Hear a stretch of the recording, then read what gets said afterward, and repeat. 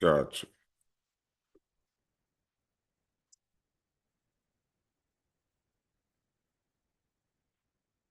Now, with you being the, where do I see the queue?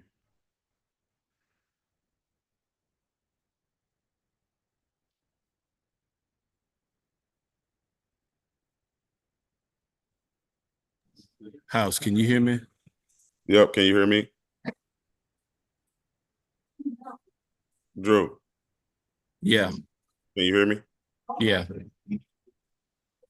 What was your question? So with you being the head person, how do I see the queue? I'm about to make you a co-host. Okay.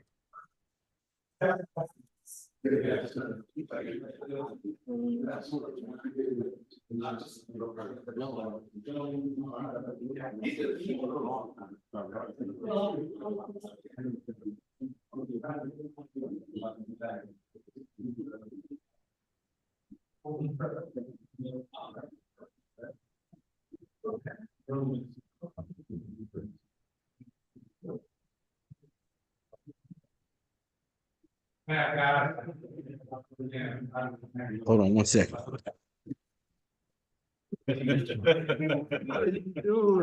I like that shirt. Always.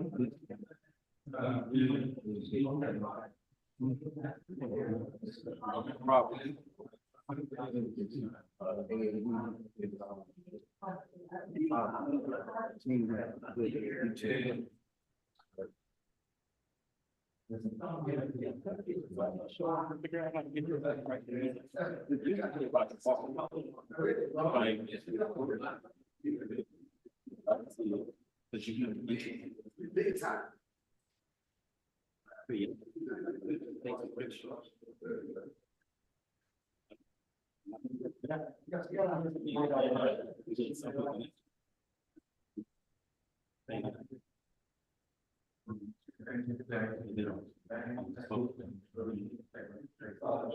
Get off, they go back to the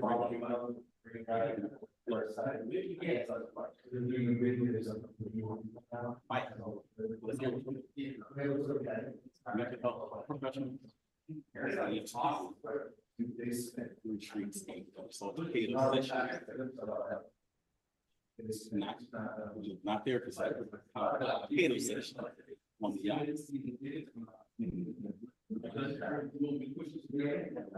Yeah. So you see where I'm going.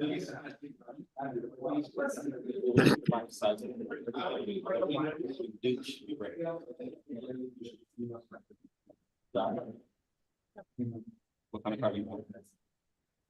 That's a good answer.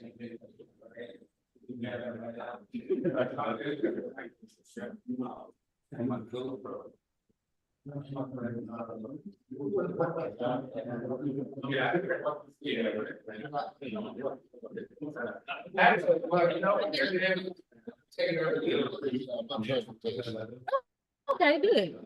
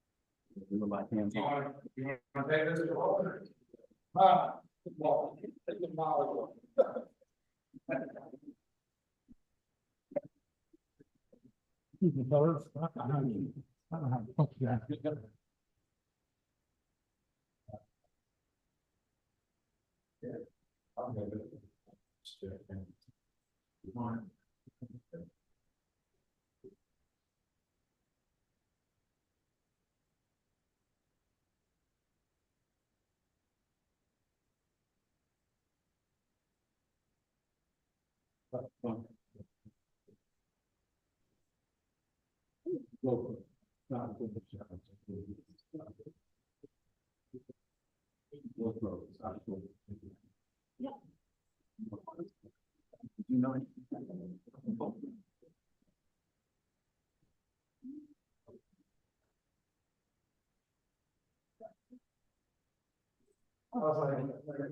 the get to.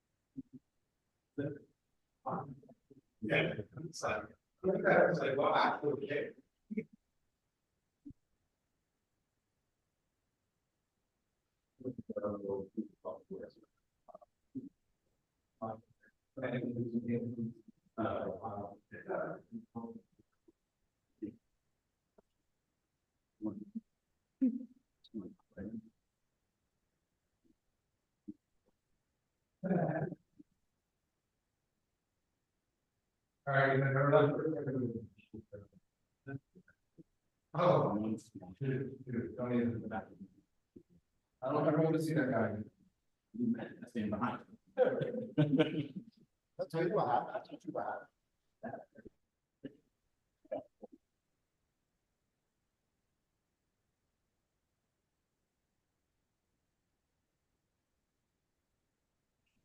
Once you got a new leadership. I wasn't sure about how much access I wanted.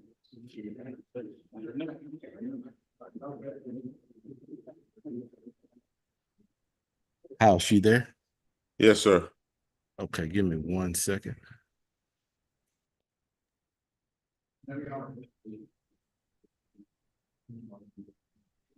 House, we're actually live on YouTube right now. And so just want to make sure that your audio was good. You have the ability to let participants in here to the right. Do you see that screen? Yep. Yes, sir. Okay, sounds good. Okay, thank you, brother. If you have any questions, just feel free to give me a call. We'll get One more. started So here. I just so one more. So when they put the questions in the queue, so I just go to the chat to see who's got their thumb up. Yeah, you'll see it right here on the right where it says participants. Okay. Okay, thank you, brother. No problem. And we're live on YouTube now, so just know that all the audio is being captured at this time. So you want me to go ahead and open it up? Yeah, we got Coach Richards here, so we can get started here momentarily. Okay. Wait till I send you that note. I'll text you directly to let you know to get started. Yes, sir. Thank you.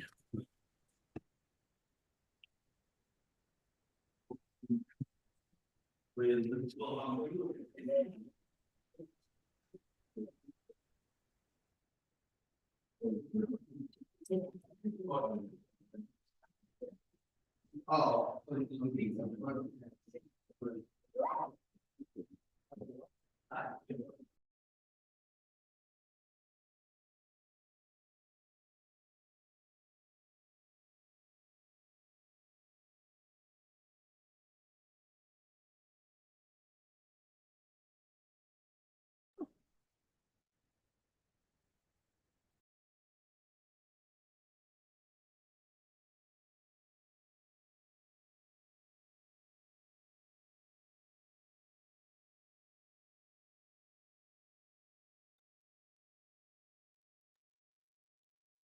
Good morning, everyone, and welcome to our SWAC women's basketball head coaches and media session for Thursday, September 19th.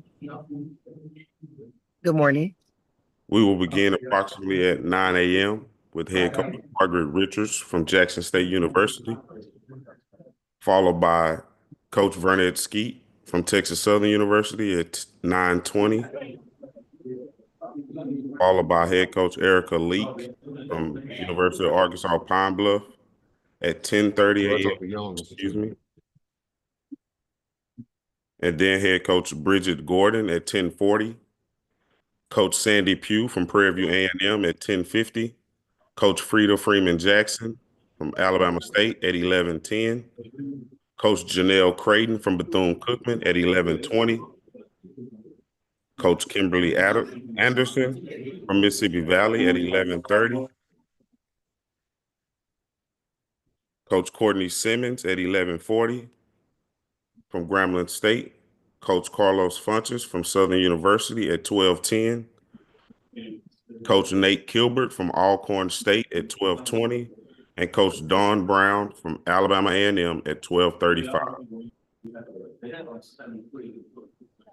At this time, we ask that all media participants that are joining us on this call, if you have questions, please use the raise your hand feature to get your question in the queue for our coach. If there are any questions in the queue, we're going to limit to one question. If we have additional time, please feel free to re-raise your hand to get a follow-up question answered. Please keep your lines muted unless you are actively asking a question, and please wait to be acknowledged prior to asking your question. With that being said, we're happy to be joined by head coach Margaret Richards from Jackson State. Coach Richards, would you please start us off with an opening statement? Good morning, everyone. I'm excited to be here. I'm excited to start off this new season, different place, same goal, same mission. I'm just excited and ready to start this new journey.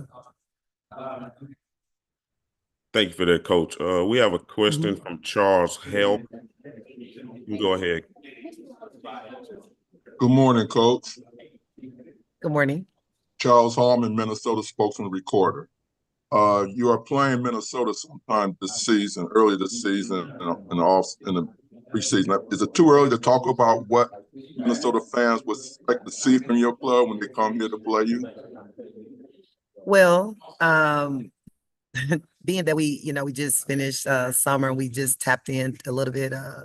We still haven't started official practice yet, but one thing I can say that you can expect is we're going to be tough, we're going to play hard, and we're going to compete. So that's something that I can promise, that they will be able to see. Well, thank you. I look forward to meeting you in person when you come here. Yes, sir. Thank you. We have another question from Liv Antilia. You can go ahead. Good morning, Coach Richards. You touched on a little bit how you guys will be tough and hard and you will compete, which, we've seen that is definitely your brand of basketball that you've established as a head coach. Being as though this is a new team, but you're not new to the conference, is there any other new approaches that you plan on bringing now that you're under, Jackson State? Will we see different schemes and systems without giving too much away? Will you bring anything new to the Jackson State team that we haven't seen from you before? Well, I must say we will bring some new things, being that we got, different set of players and, be a different, we have a variety of young ladies that can do some things. We're older, we got a veteran group.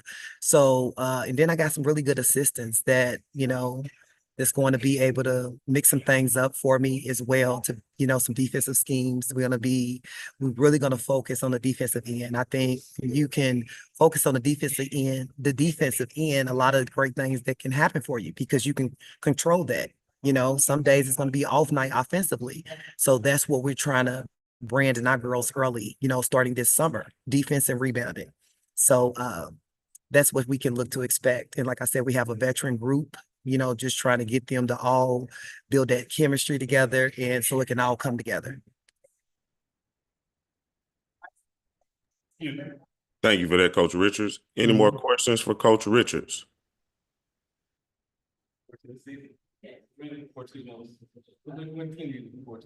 Sees we have a follow-up question. You can go ahead.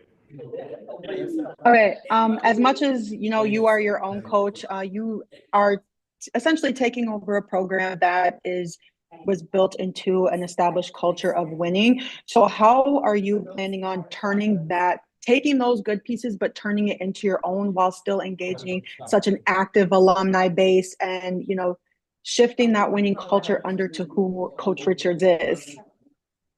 Well, my mission is always to win. And I think, like you said, Coach Reed and her staff, they did an amazing job, with building this culture that it is. So for me, I like that it's a winning culture because that is the standard, and that's what I want my standard to be. But I still am going to be myself, and I'm going to coach with the passion and energy, and just be who I am, and just be confident that I know I can do the job, and and that will feed off to my players as well. And they know the assignment, and that's why we started off with a veteran group that's going to be they got the experience, because I think it need to start with people with experience. So that's what direction we wanted to go, my staff and myself.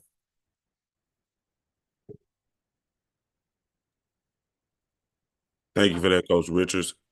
Are there any more questions for Coach Richards?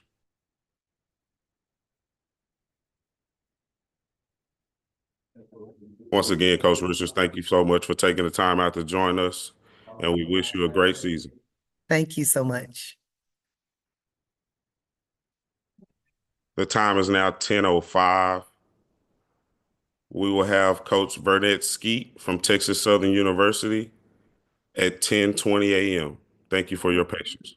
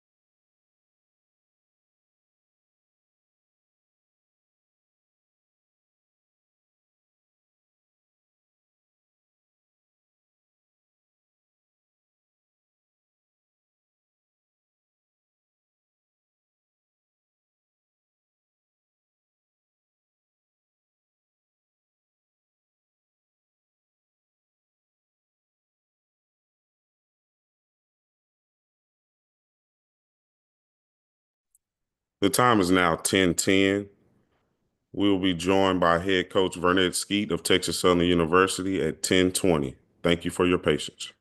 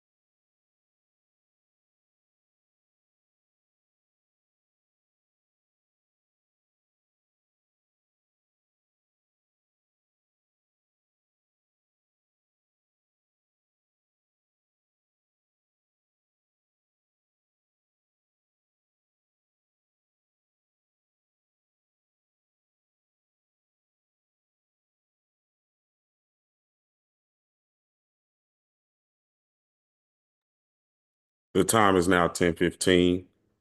We ask that all media participants that are joining this call, if you have questions, please use the raise your hand feature to get your question in the queue for our coaches. If there are questions in the queue, we're going to limit to one question. If we have additional time, please feel free to re-raise your hand to get a follow-up question answered.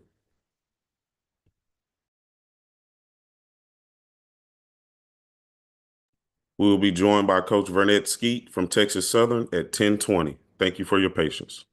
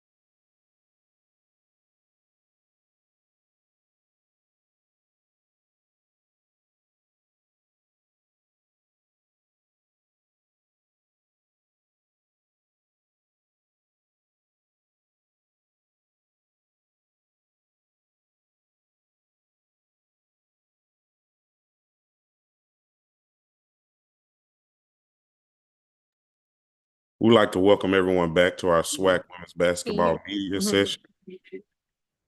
At this time, we're joined by head coach Bernard Skeet from Texas Southern University. Coach, at this time, if you would give us an opening statement about this year's team. Good morning and blessings. So excited to be starting the year out. I'm excited to be getting things going. And so I'm ready to give off some of the Tiger way. Thank you so much for that. At this time, we'll open the floor for questions. We have a question from Charles Hallman. Good morning, Coach. Good morning. Charles Hallman, Minnesota spokesman recorder. I just have one question, possibly. Your schedule has 2 non-HBCU clubs with Black head coaches. So how significant that still is to see 2 Black coaches on the sideline coach against each other in 2024, or have we passed that exception and now it's the rule? I don't think you ever pass the exception. I think inclusion is important when you're coaching, especially teams who tend to have minority base in college athletics, for them to have some type of representation and to see class and etiquette and skill and knowledge and not just athleticism. I think sometimes, when it comes to Black basketball, where we tend to use terms like athletic or not smart or not strategic or the portal, and so it's good when you see coaches be able to put together a good brand of basketball and compete against each other and come up with a game plan that shows some elite levels. So I think that's great to see that as a head, and I'm always excited when those opportunities kind of come to fruition. Thank you very much. Good luck this season. Thank you. Thank you so much for that, Coach. We have another question from Liv Antilia. Good morning, Liv. Good morning, Coach Pete. You look beautiful. Thank you. You do too. I wanted to thank you. I wanted to put it out on notice that from year 1 to year 2, your team improved. And for both of those seasons, you were coaching one of the youngest teams in the nation both times. And so considering now that you are returning like you have a handful of returners and a bulk of transfers who I think will make immediate impact, how is your coaching kind of shifting or changing now that me as a viewer and a fan and someone who covers it, I'm under the impression that your team will now have more maturity, more chemistry, and be able to compete at a higher level than what we've seen the past 2 seasons? That is a great question. And actually it is kind of where our Achilles is, as you're growing, coaches has to grow too. Coming into this conference, wanting to kind of build in the nature of where basketball is, you don't have the 4-year platform where a freshman can become a sophomore and then become a junior, and you can all work it out. Now, if it doesn't work out as a freshman, you're transferring, right? And so you come into a league that has 7- and 8-year kids, and they're tough and they're physical, and you're trying to play with these freshmen who need matriculation time and need development time, and they can't really get it because it's now. And you're coming from transfers that are coming from, maybe stronger conferences and playing different levels of competition with a little bit more experience on how to handle. And so as you're teaching, a lot got lost in there because they don't have time for it to kind of showcase in the game without the feel of like, man, I want to see the result. And so we had to make some adjustments. Like this year, we don't have any freshmen on our team, and so that's different because that's something we've never done. But yes, it's going to be a lot of growth. It is easier just because some things you don't have to teach and showcase. You kind of understand where the hard work is at and what the results is going to be. So some of that it's made my job easier. Unfortunately, I don't like easy because but it definitely has made my job easier. I think this has been one of the strongest summers we've had as a program, and actually the easiest for me, just returning kids who kind of know the system or who are hungry and know what to expect and used to this level of play. And so, you have to match what's around you. You can't just come in and try to do things. And I think we were just overmatched when it came into our first 2 years, just trying to develop. And I think finally we're right on cue with everyone else. So yeah, great question.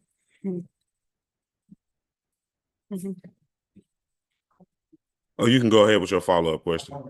Okay.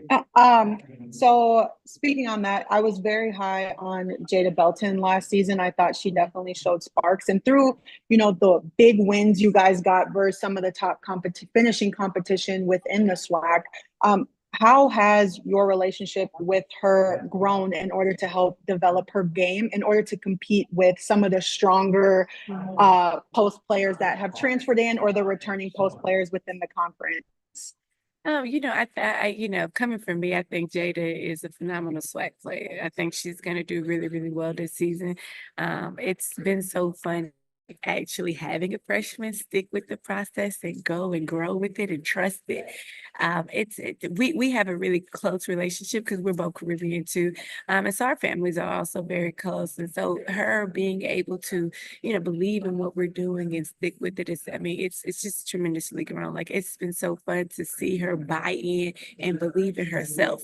I think everybody loves the wins, and that column matters obviously because that's how you keep your job. But as the coach and as a teacher of this game, to watch a kid grow from their freshman year of maturity and socially and develop to the space that they're in. It's been such a fun process for her. Sometimes we just practice and she just stop and she'll say something to the team. And I'm just like, it's like proud mama moments. So, I'm actually really, really proud of who she's become as a young woman, and her strength and her confidence, just on and off the court, and just being able to navigate this world right now with some strength and some substance.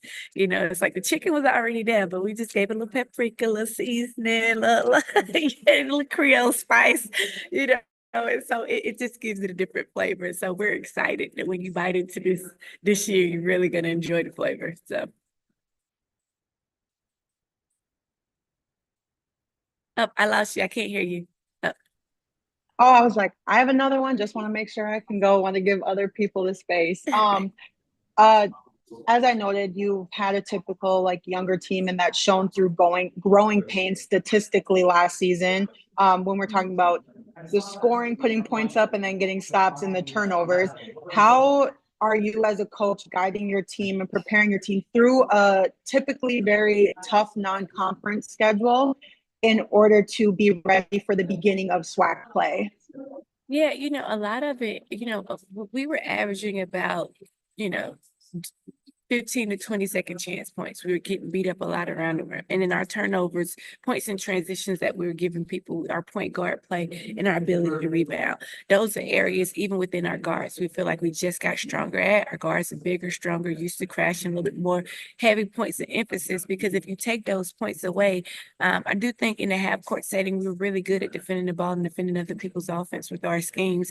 If they got out in transition because of our turnovers and then they just rebound and crash, I think a lot of the times if you watch basketball and you watch the teams that are playing and how they were beating us, it's only in transition. It's only off of rebounds. Within the offense, we did a great job of getting stops, but we could never just hold the course there in the area that we want to. And our focus is a little bit more in like an ICU mentality, taking away the lifeline of what everybody else uses against us this year. And so we've tried to really enhance our ability to score. And obviously we're working on it. It's different when them zebras throw the lines up and the fans get in the stands. But we think we definitely have improved in our ability to get the ball up the floor and just eliminate second chance points. And that has been a huge emphasis. That is like a focus of our whole paralysis. So even you saying that is important because that's really where our buildup is coming into this year and anybody that steps on the court. Thank you so much for that. We have time for maybe one more question for Coach.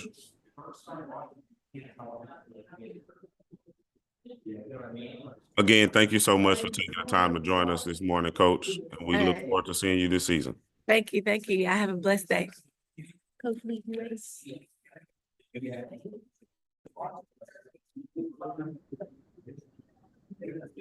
We will be joined by head coach Erica Leak from University of Arkansas Pine Bluff at 10:30.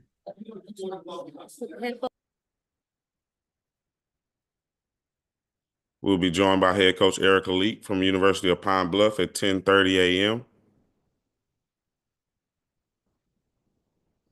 Looks like Coach Leak is here with us now.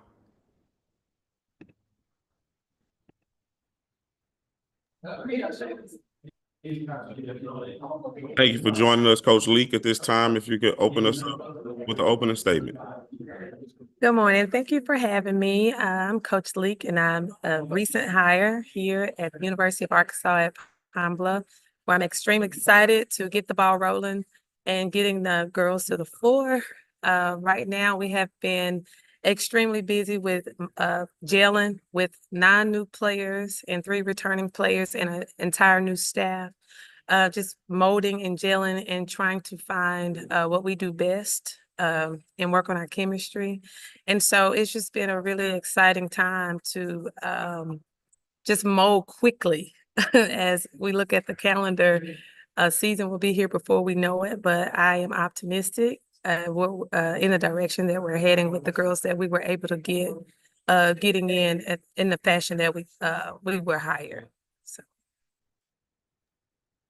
Thank you so much for that, Coach Leak. At this time, we'll open the floor for questions from our media members. We'll start off with a question from Charles Hallman.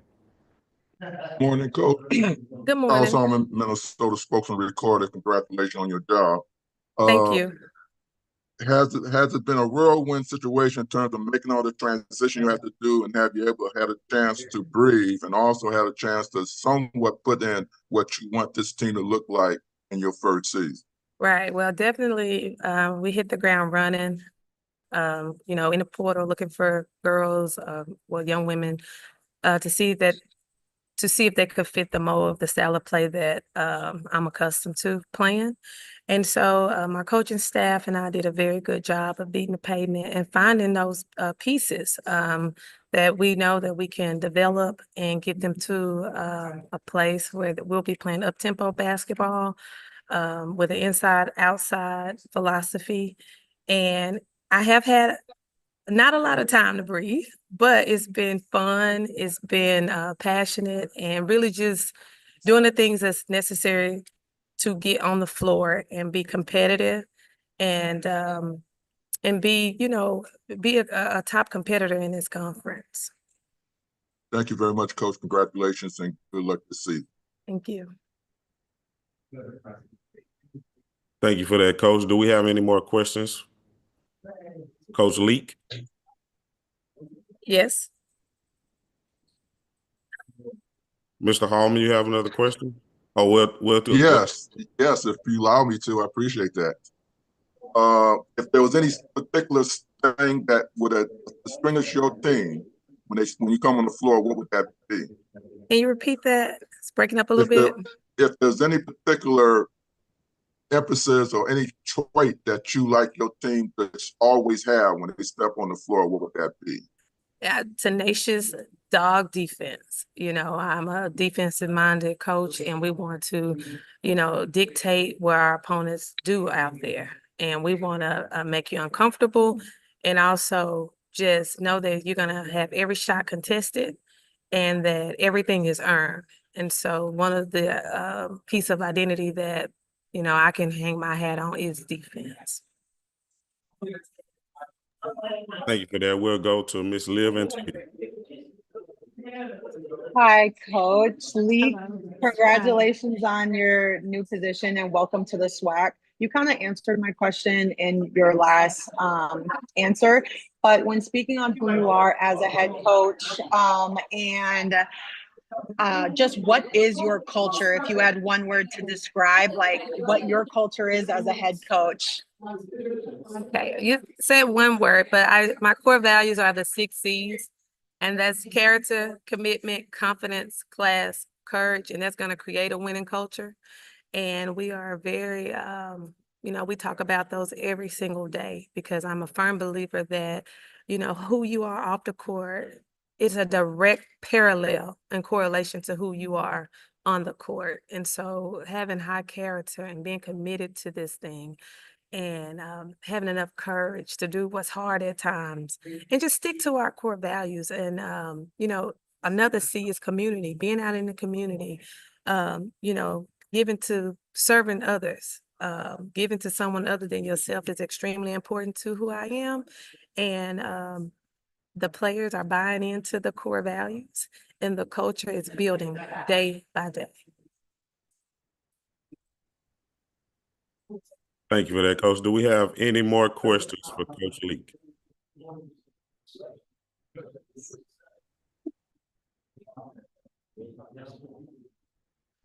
Again, Coach Leak, thank you again for taking the time to join us this morning. We look forward to seeing you again later on in the season. Great, thank you.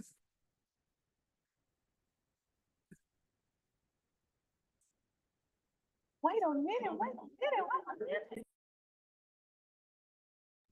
The time is now 10:35. We'll be joined by head coach Bridget Gordon from Florida A&M University at 10:40. Thank you for your patience.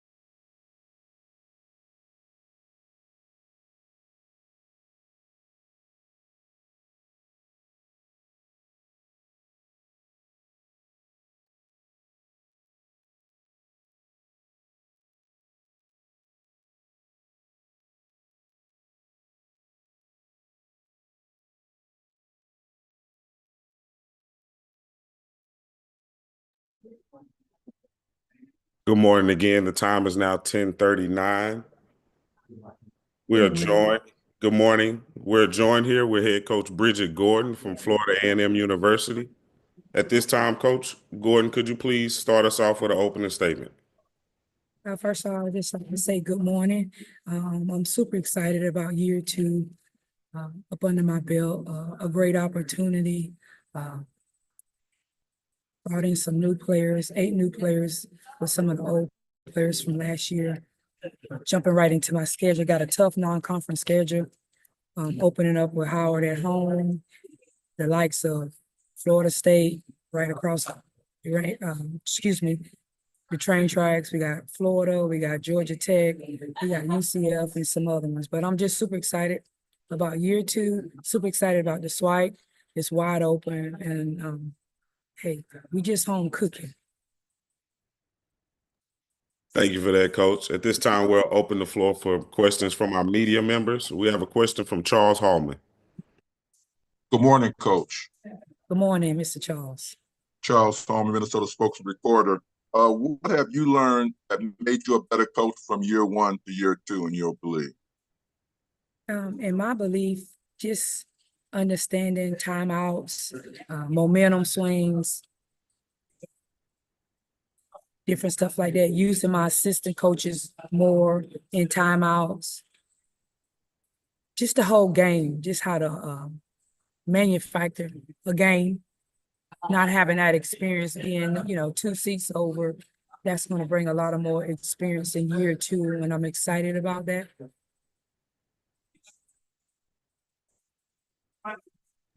Thank you for that, Coach. At this time, we have a question from Liv Antilia.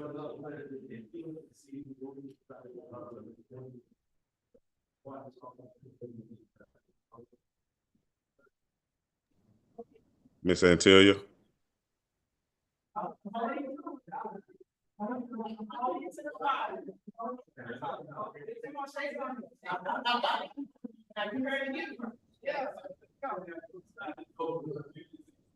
Seems we lost Miss Antilia. Mr. Hallman, you have a follow-up question? Yes, I do. Thank you. Coach, you talked about your schedule as being tough this year. Was that intentional, and how you feel that will prepare you for league play down the road? Yes, it's intentional. And a lot of that comes from us raising money for the athletic department as a whole. There's an amount of money that I need to bring in for the women's basketball program. But the other one is to also prepare us for the SWAC. I believe in, as a player, I never shied away when I was at the University of Tennessee for playing the best. So we want to play the best early, teach us so we can prepare for January, because that's the most important season to me.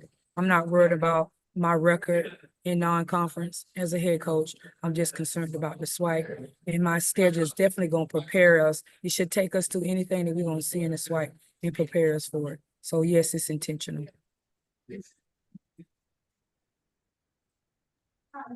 Mr. Hallman, I see you still have your hand raised. Do you have another question? Yes, thank you for the opportunity.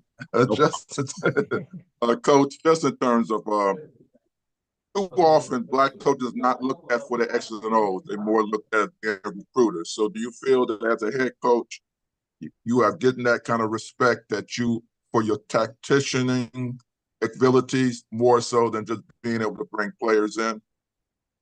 I will hope so, because up year 1, I didn't bring any players in except for Olivia Delancey. Everybody else was already here, and we was preseason picked 10th, and we ended up in a tie for 6 and 7. So I think I showed and proved the world that I know how to coach.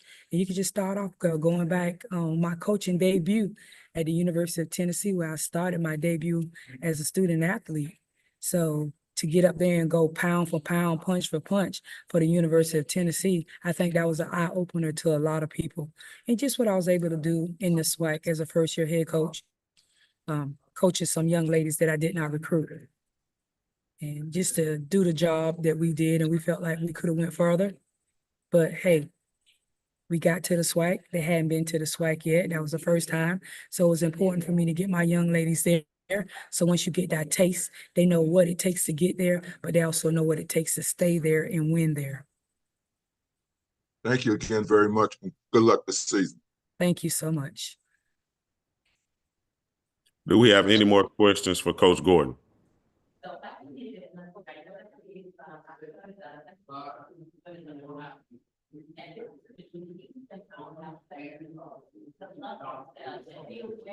Again, Coach Gordon, thank you again for taking the time out to join us on this call. We look forward to seeing you down the road this year. Thank you for having me, and y'all all have a blessed day. Thank you so much. You're welcome.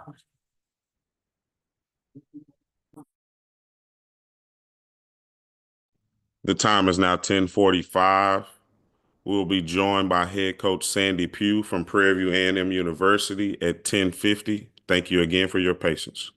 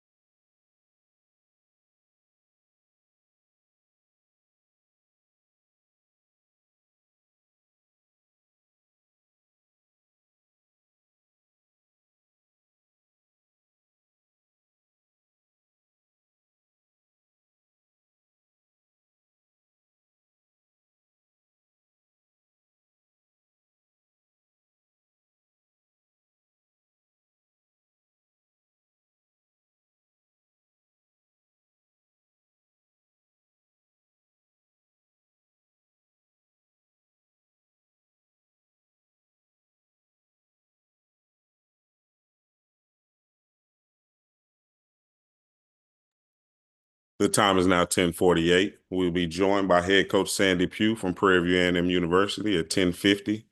We ask that all media members, if you have questions, please use the raise your hand feature to be put in the queue, and you will be chosen to ask your question.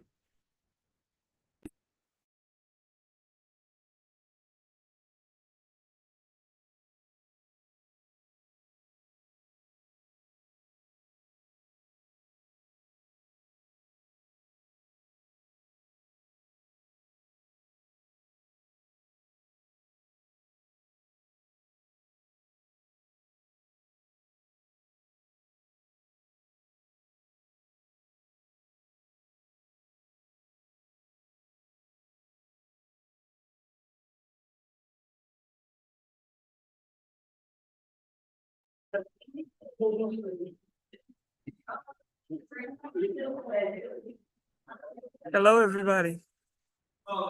Good morning. We are now joined by head coach Sandy Pugh from Prairie View A&M University. Coach Pugh, if you could start us off with an opening statement about this year's team. This year's team we're really excited about. I mean, I think this team is a special group. We have a lot of kids that we received out of the portal.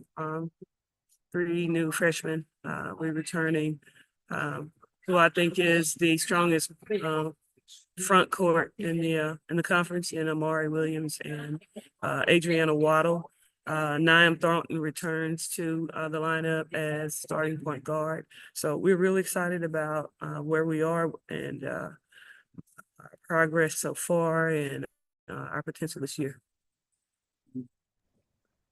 Thank you so much for that, Coach. At this time, we'll open the floor for questions from our media members.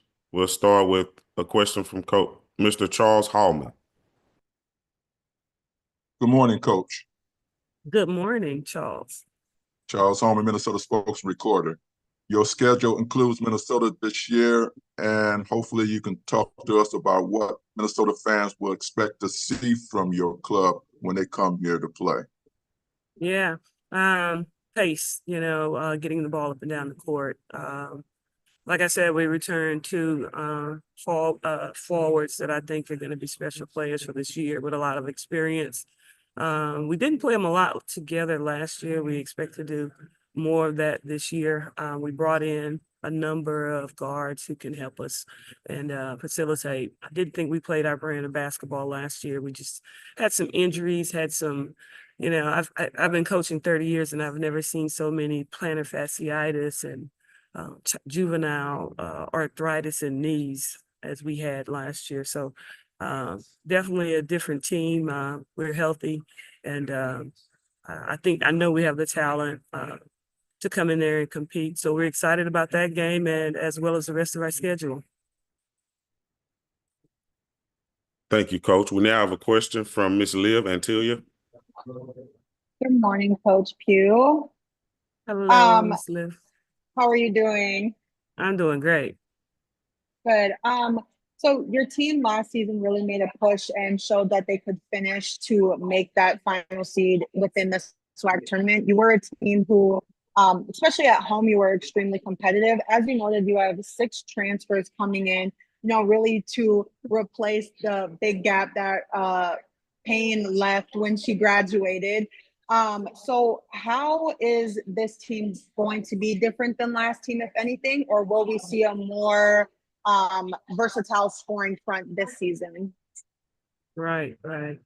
Last year's team, as you mentioned, Ryan Payne, she was a one-man gang. I thought we were a one-man show last season.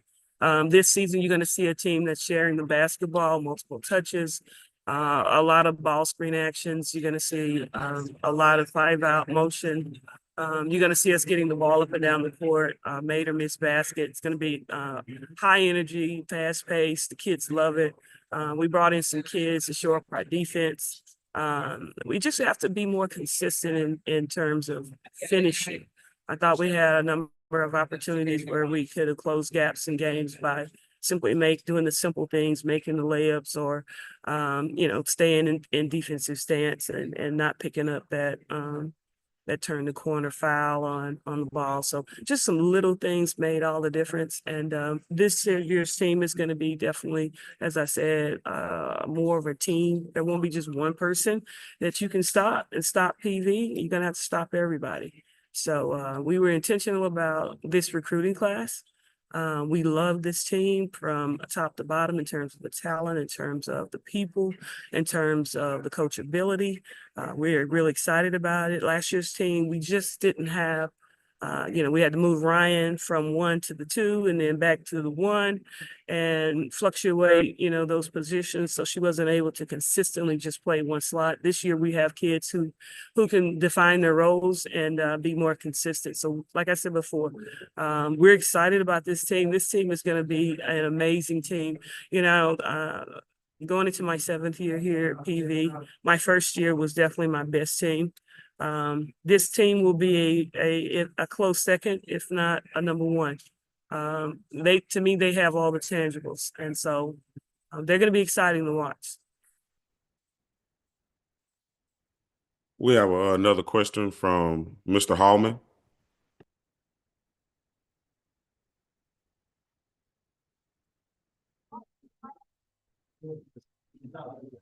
Thank you for your time again, Coach. Has we gone past the way that images of Black coaches, especially Black female coaches, that they're only seen as recruiters and not talked about your X's and O's, especially when you become a head coach? I didn't quite understand your question. Okay. Unfortunately, sometimes Black coaches are not seen as good X's and O's people. They just seen more as recruiters. So have we gone past that image that now that when you're on the sidelines that you are recognized as a good tactician as opposed to just bringing in players? Well, first of all, I guess you have to consider the source from which the imagery came from. I mean, as a Black female, I don't think it's predicated on color, knowledge of the game. If you love the game and you study the game, then you get better at it. And you know, coaching is I always say that coaches are called, and you know, this is something we love to do. Recruiting is natural. You know, engaging with kids and trying to get them to come to your institution, but as far as that's concerned, you know, it's hard for me to answer that. I don't know. Because I've always looked at this game from a standpoint of if you do your homework, you know, you'll pass the test. So it is what it is in that regard. So I think in this league, in this conference, by far, these coaches are exceptional and can coach on any level. So this conference has come a long way in a short period of time. And so have the coaches and the quality of coaches that they've you know, gotten interest in coming to this league. So it's an exciting time to be a part of SWAC. Thank you, Coach. Look forward to seeing you when you come here to Minnesota. Same here. Make sure you introduce yourself, not y'all. Don't be a stranger. You can't miss me. I don't want you only Black person around here. All right. Thank you for that. We have another question from Ms. Liv Antilia. Hi. So through non-conference, you play teams such as like Washington, Georgia, Wichita State, University of Minnesota. Being as though, you know, you are a veteran coach and you have established teams, what is the goal or how are you going about building early chemistry and gel with this team, considering 6 transfers and 3 freshmen, in order to be ready for the beginning of SWAC play and kind of having more momentum going into conference play? Well, the one good thing about it is those individuals have played at other programs and they're coming in from quality programs. So a lot of the concepts that we might bring to them, no middle defense, pack line defense, zoom offense, or, you know, whatever we might be running, they already have knowledge of it, or they've already scouted against it. They're not like freshmen walking in the door. Now the freshmen are a deer in headlight. So, you know, these kids that we had, like I said, we were very strategic in the kids we pursued. And we wanted to get kids who could fit that system. And not only that, but also get kids in who could buy into the program and the style game we want to play. We want to get up and down the court. We won't pressure the ball full court. We want to get up and down, and we want to play 94 feet. So in order to do that, you have to have the athletes. But more importantly, you have to have kids who understand when to go, when not to go, and how to play off of the bigs when they're rim running, and you know, be able to read the screen, the pick and roll actions, and so forth. So, like I said before, we're excited about the team we have. We know we have, you know, some teams might have even more talent on paper, but I know that these kids are super talented and are definitely ready to take on any challenge that will come before as the season progresses. Thank you so much for that. Again, thank you, Coach Pugh, for joining us this morning. We look forward to speaking with you again down the future. Thank you. Thank you. Thanks, everybody.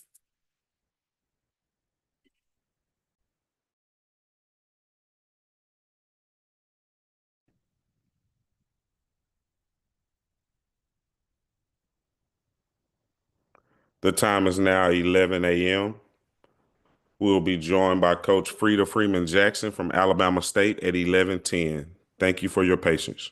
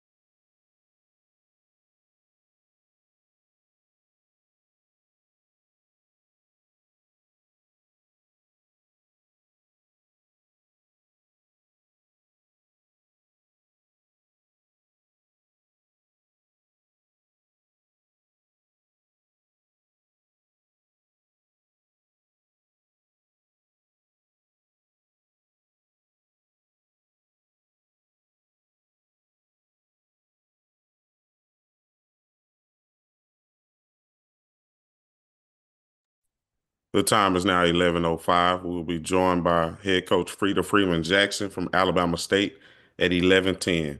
Thank you for your patience.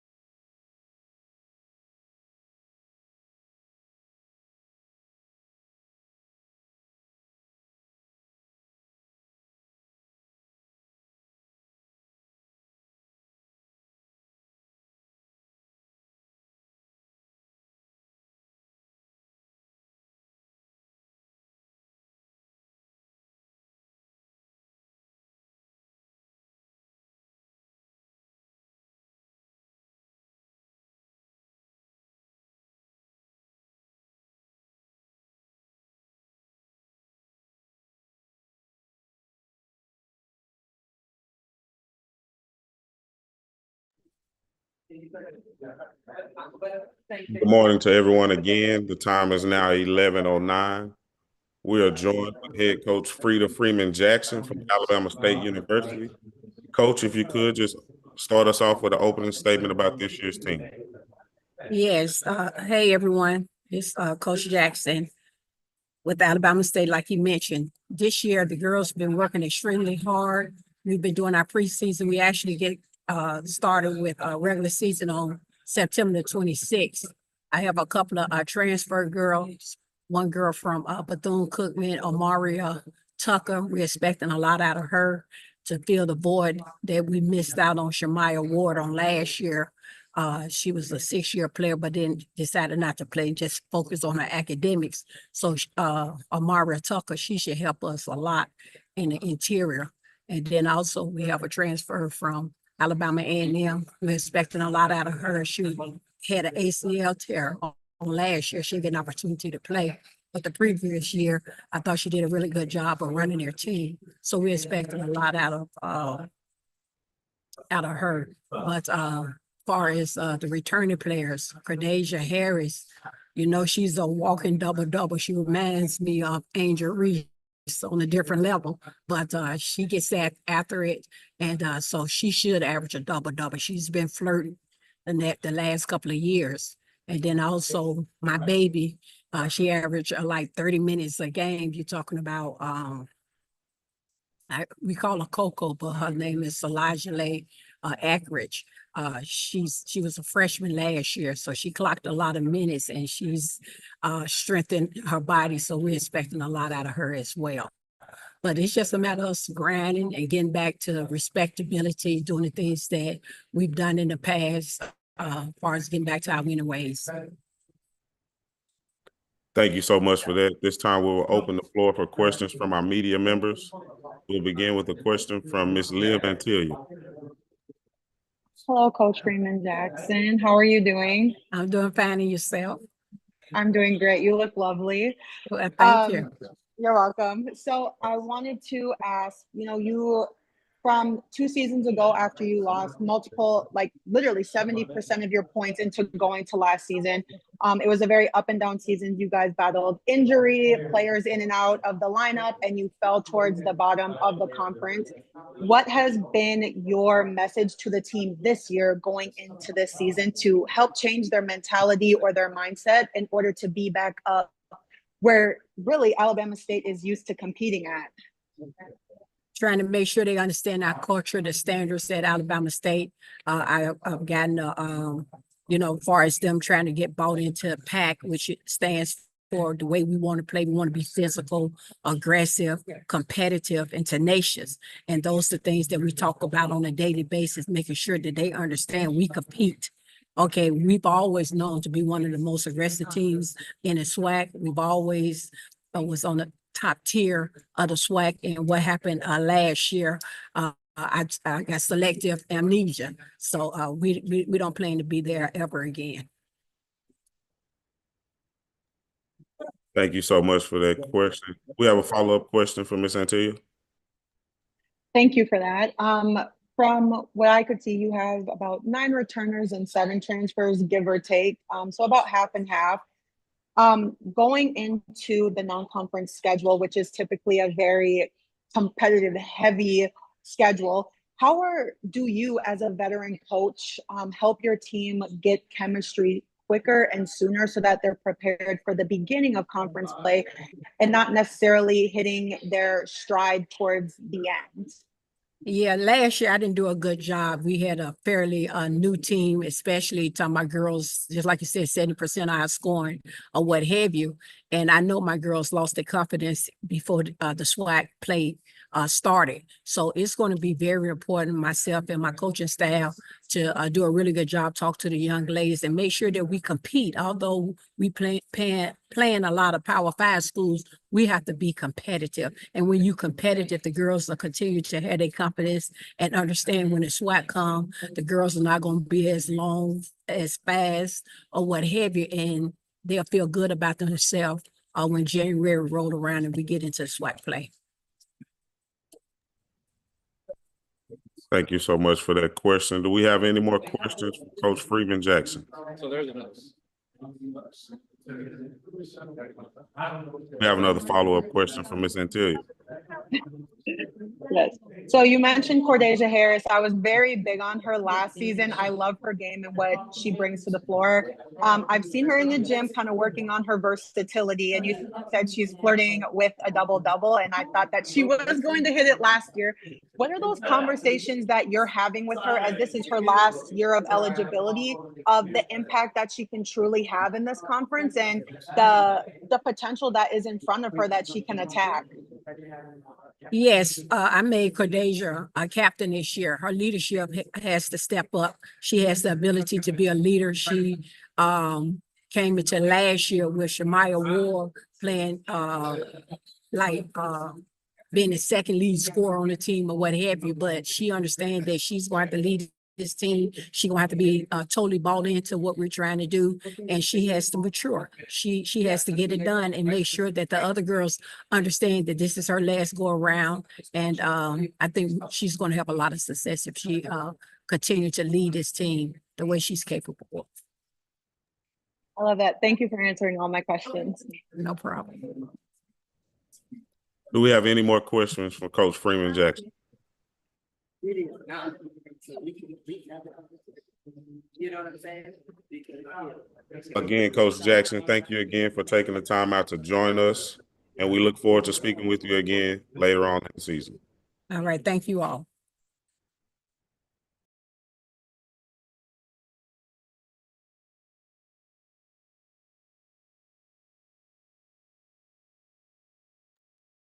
The time now is 11:16. We'll be joined by Coach Janelle Creighton from Bethune-Cookman at 11:20. Thank you so much for your patience.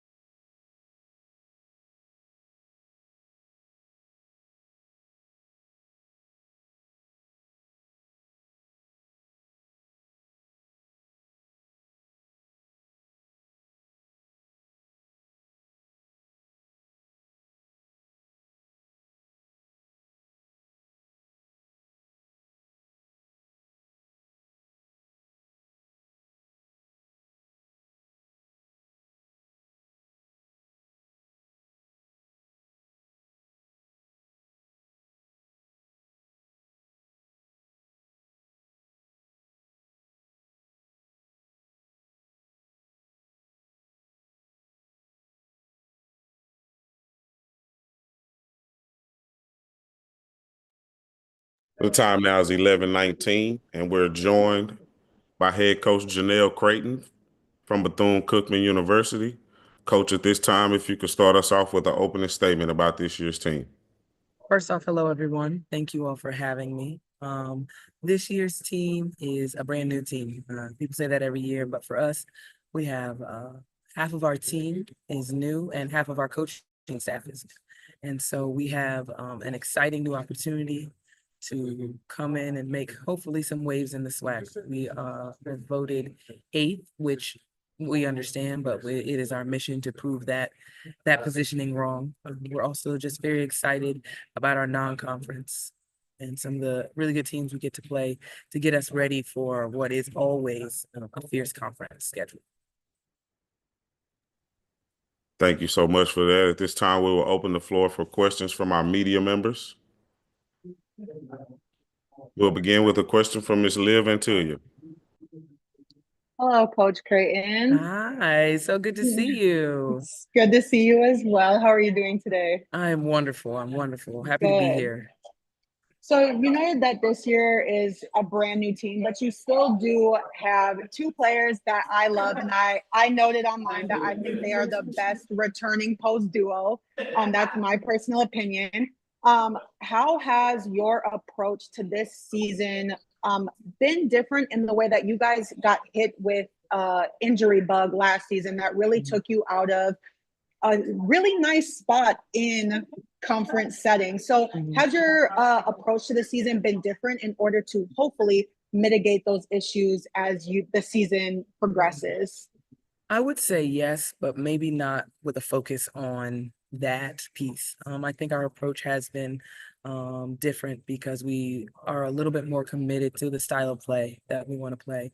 So we have been working more on getting our team in shape. Also, again, we have brand new people who have no idea of exactly what to expect. And so our standards are high. And so we're setting them high and keeping them high. And so I think in our training, though, we're really working even earlier, being in shape. A lot of conditioning, a lot of strength. We're really attacking the weight room in a different way this year. And those two things I think really help mitigate injuries. You know, a lot of times you'll see people get injured, one, when the strength is not there, and then two, people get injured when they get tired.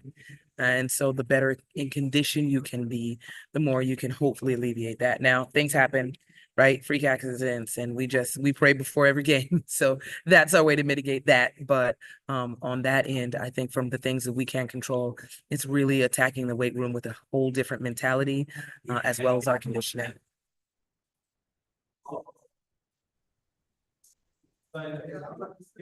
We have a question from Mr. Rob Knox. Hey, Coach, how are you? Good morning. And Good morning. I'm Rob. I write for the Next Hoops. We cover women's basketball nationally, and I'm the HBCU correspondent this year for the SWAC and the MEAC, and also the Coastal Athletic Association. Quick question, Okay. big picture of the SWAC. Obviously, you know, this year's opportunity for a lot of women in the conference to become national household names, whereas last year the conference had, you know, so much star power at the top. How exciting is the SWAC this year? It's obviously going to be slightly different than last year with the known star power, but a lot of great players nonetheless. Yeah, I think it's extremely exciting because it is very wide open. You know what I mean? I think if we're all honest, the last couple of years, people have sort of felt that there was a very significant juggernaut in our conference, you know, and so everyone was kind of fighting to knock somebody off of pedestal, and this year it's a little different.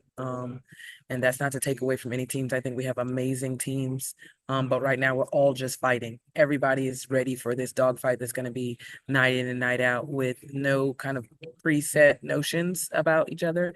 A lot of the teams, even the teams that were voted at the top preseason, there's a lot of new faces on those teams, right?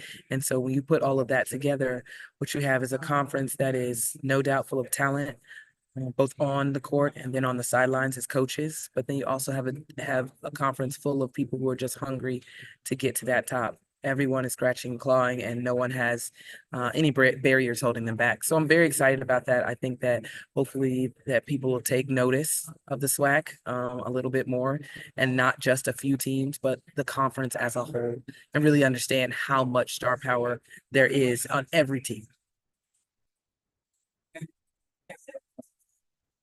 We have another question from Ms. Antilia. So going over your roster, you do not shy away from recruiting freshmen. You have about 5 coming in this year, and I believe last year it was 3, around there, 2 or 3. What is your mindset because we typically don't see that, especially now with the portal and coaches utilizing that and junior college players. What are you expecting of that basically, I'm going to call them a starting 5 of your freshmen for this upcoming season? Right. I do expect for them to make an impact. all of them were recruited with that in mind, that they were not here to sit and watch. They were here to make an impact as soon as possible. That the amount of that impact is yet to be seen, right? But they are all coming in hungry, working very, very hard. With me today at Media Day, I brought two seniors, Kayla Clark and Kayla White. And they're the two players on my team who have been with me since I arrived at Bethune-Cookman. And so while we are in the era of the transfer portal, while we're in the era of JUCOs and things like that, there's a piece of me that is old school, right? There's a piece of me that still loves a freshman, someone who's going to be there and loyal to your program all the way through. And I have two examples, and those young ladies will be special to me for the rest of my life, you know, because in a day when that is not looked at as the popular thing to do, to me, it shows a level of commitment and loyalty to where you are. And so giving people that opportunity from freshman standpoint is big to me. You can really develop some loyalty, and hopefully if things go well, they'll want to stay with you all the way through. So I don't shy away from it. But also every year, very rarely do you only have a couple of spots because of that transfer portal. And so while we do have 5, right, we have four others, right? So we do have transfers, we do have JUCOs as well. And so for me, it's really about a mix. I don't necessarily want it to just be one or the other. I think it's really important to have a diversity of type of players on your team.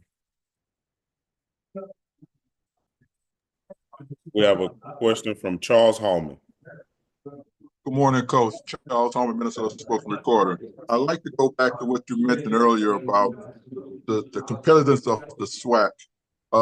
Do women's basketball in your conference, does it get the media love that you feel that you and other coaches feel that should get as football seems to get a lot of love, but your sports seem to be overlooked, or is that not the case?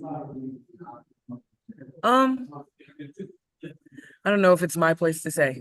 I think that you know, the SWAC coverage oftentimes mirrors whatever's going to be that national coverage, right? So yes, football's going to get a lot of love.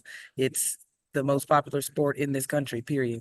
But I think that as women's basketball, women's college basketball as a whole, the WNBA, as those things continue to get the appropriate level of coverage, then we get that level of coverage. But really what I'm more focused on is making the product that is being covered the best it can be. That's really all I have control over. You know what I mean? All I have control over is working my team, preparing them so that when we do get covered, you see a game that you're excited about. You see players that are intriguing. You see effort and energy that you want to come watch again. That's my job.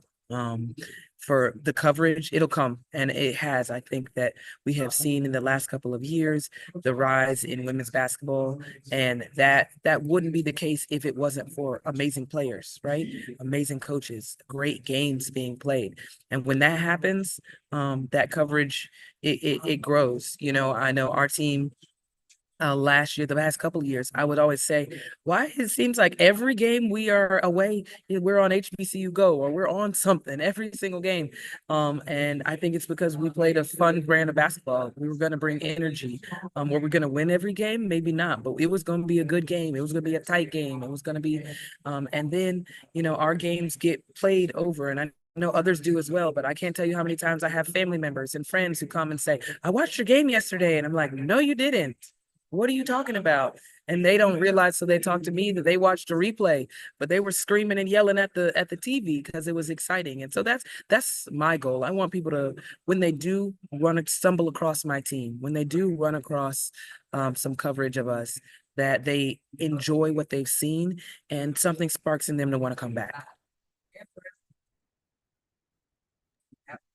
Thank you so much for your time today, Coach Creighton. And we look forward to speaking with you again in the future. Thank you all so much. You all have a great day, and I appreciate your coverage.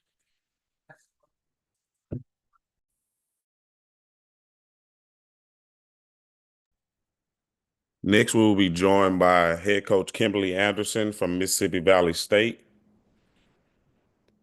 Again, media members, if you have a question, please utilize the raise your hand feature in the chat.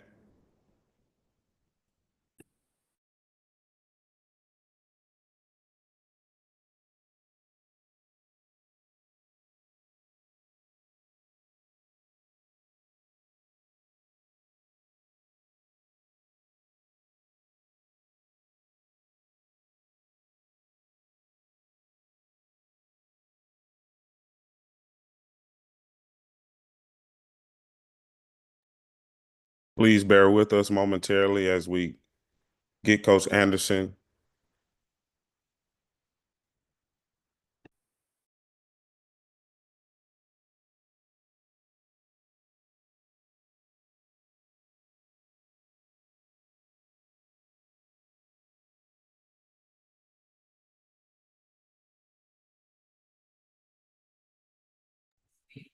There you go. We are joined now by head coach Kimberly Anderson of Mississippi Valley State. At this time, Coach Anderson, could you please start us off with the opening statement? Well, I am here and alive and happy to be here. Thank you And so Valley in motion. Thank you so much for that, Coach. We'll begin with the question from Mr. Charles Hallman. Good morning, Coach. Good morning.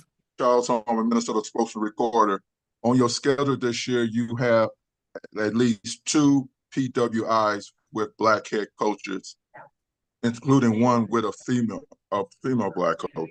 How important that is that people can see 2 coaches on the sideline competing against each other, coaching the respective team.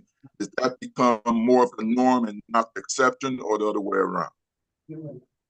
Well, I think this is a historical moment actually for women and for Black coaches as well. So it means a lot to see that we're getting out there and we're getting back on the trail of being in the right spot at the right time.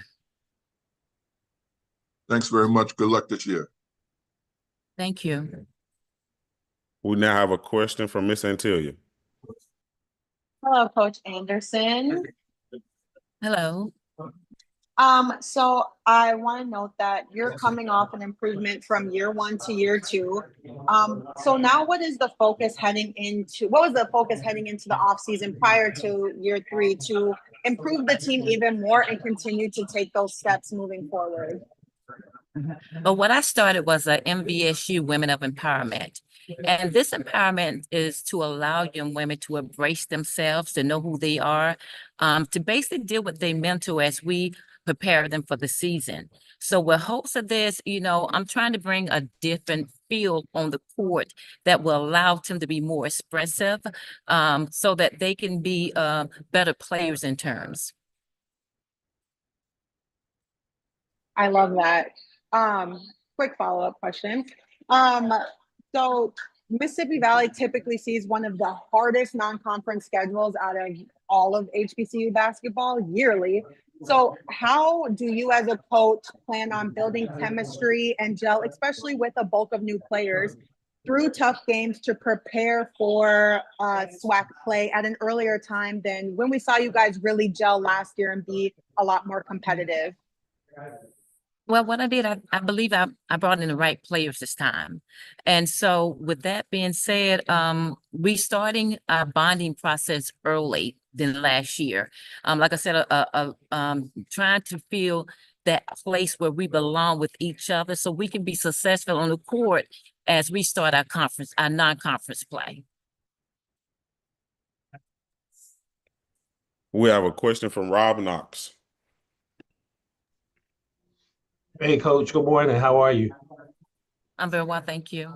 Good, good. I write for the Next. We cover women's basketball nationally online, and I have a question. Wanted to ask about, and I apologize if I mispronounce her name, Shadiman, and what's been her biggest improvement from last year to this year, and why do you believe she can be more of an impact player this season and moving forward? Obviously, she's special. She's super talented. But what makes, what are some of those intangibles that make her great? Well, what makes her great this year? She's grown from last year. She's able to bring a more energy to the table. She also she's becoming that leader that I'm looking for.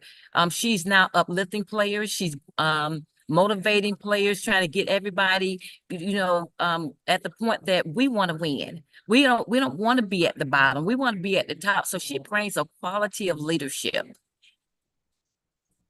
And can you just what else have you? I'm sorry, what follow up here? What have you seen from her this summer, like in the gym or just in open gyms or just different conversations that lead you to believe that where she's displayed some of that leadership? And everything when we start our first practice on Monday, that would tell me a lot. A lot of times, you can't really tell until you get them in a group together. Then you can kind of distinguish whether she's going to be that leader on the court or is she just going to be that talker. But as of now, she's my ideal candidate for that leadership position. She's motivating the team. She's my go-getter. She's my Valley in motion.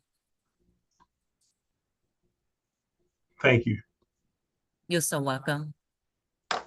We have a follow-up question from Miss Antilla.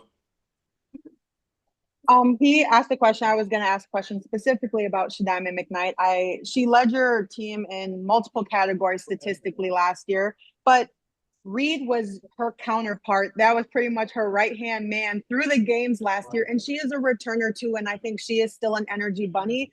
And she brings that behind her that you guys are really looking for. So how is their relationship developed in order to help the transfers mold into the team alongside of what you and your staff are really doing?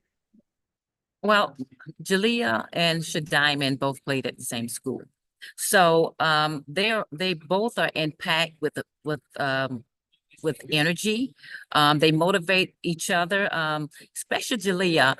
When she see that Shadiman is getting a little bit off track, she can go to Shadiman and say, hey, we need to do this. We've been here before. This is what we're trying to do. So Jalea is one of the outstanding important pieces that allow Shadiman to be able to grow. Because without Jalea, there's no Shadiman. Without Shadiman, there's no Jalea. So they come as a pack.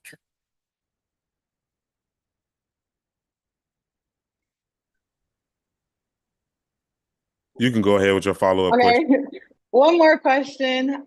So last year, as I watched you guys play, it seemed that the interior play, due to injuries and just what sometimes came off as lack of physicality in the interior, kind of led to momentum for the other teams. It seems as though through your announcements of signees that was addressed. Was that a big thing in the back of your mind through this offseason and through the recruiting process? Yes, as I looked at who we was playing against in the SWAC, I needed to bring in players that can produce, and so we can get some wins. So I brought in actually bigger players, so that we can be able to match side to sides. I brought in more scoring guards, because we lacked scoring last year. We lacked rebounding. We lacked bigs. So I brought in the whole 9 yards this year. As I started looking at what we had and didn't have. So I made an improvement this year. Thank you. You're so welcome. Any more questions for Coach Anderson?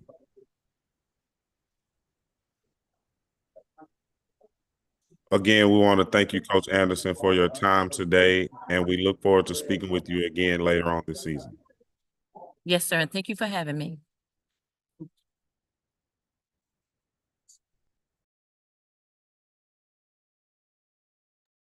The time is now 11:39. We'll be joined by head coach Courtney Simmons from Grambling State University here shortly. Thank you for your patience.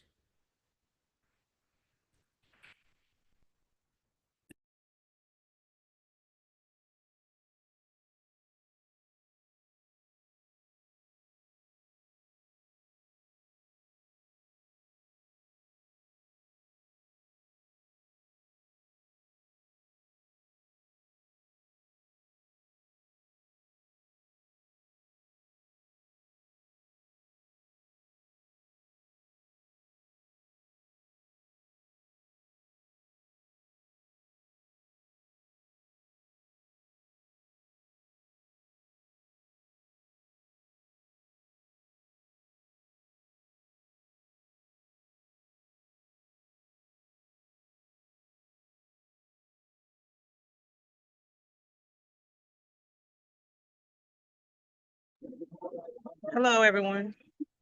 Good morning. It is now Good 11, morning.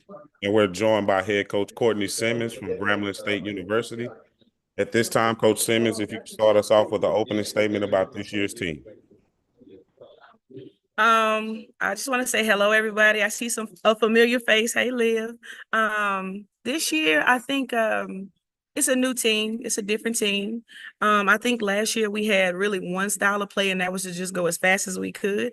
Last year at SWAC Media Day, I got into some trouble because I said you can't go out what you can't catch.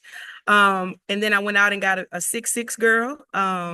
And she's a dominant presence on the inside. And so as much as we plan to play fast, we're going to play smarter and find ways to have two styles of plays to make sure that we can implement her and put her in a position to be successful, as well as my kids that can rim run and take off, and my scatty guards that can get up and down the floor.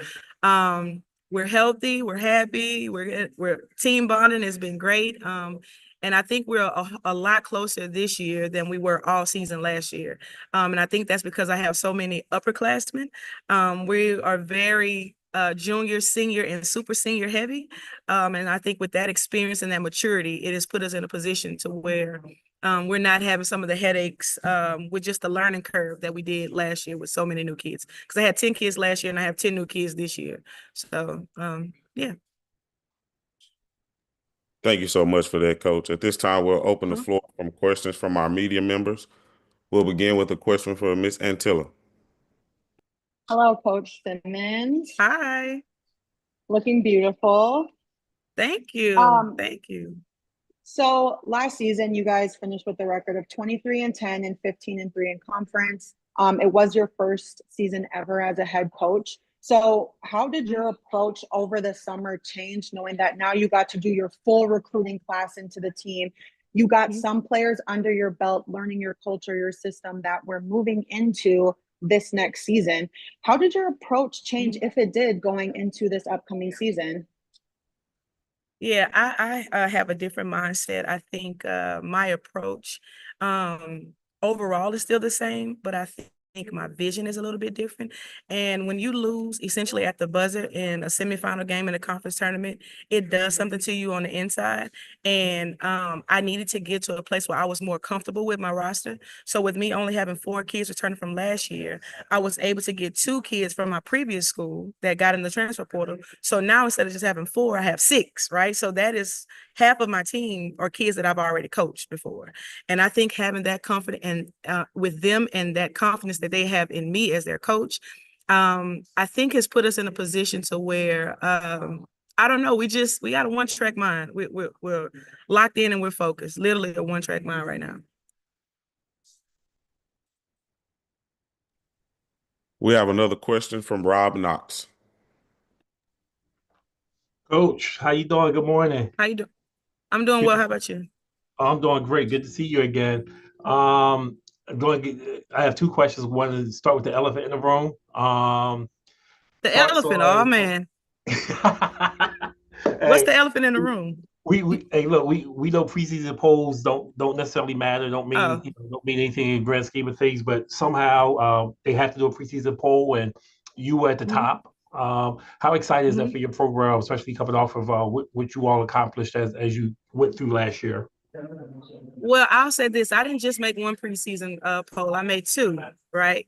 So thank you, Liv, for that recognition. I think for me, just being, a seasoned coach and the fact that I've been doing this a long time, but still a rookie coach as a head coach, it does feel good, right? It does feel good for your peers to vote for you to be in the top spot. However, we want to keep the main thing, and the goal is to be number 1 at the end of the season. And although preseason polls are great, in March, they mean nothing, right? So I think for my kids, it is good for them. They're all excited. They're all on the group chat talking about, how excited they are, but now the work really begins.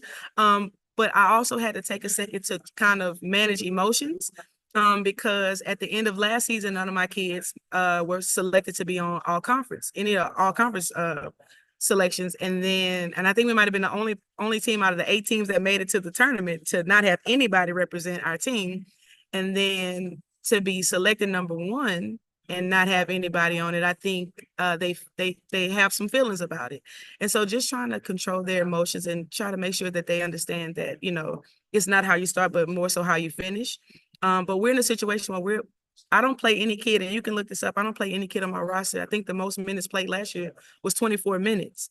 And so with not a lot of minutes being played, we're not going to have a 20-point score. We're not going to have an 15 to 18 point score. I'm going to have 6 kids that average 8 points, and I think that is the way I will always have my teams. We're always going to strive for the basis of being deep.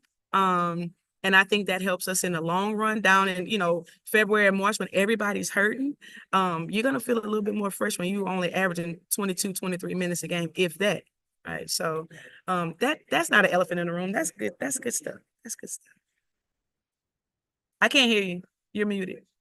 I'm sorry. So, obviously some coaches would be like, well, I don't want to talk about that, this, that, the other, but I'm glad you are embracing that. Those are coaches that's not picked first, right? Or second.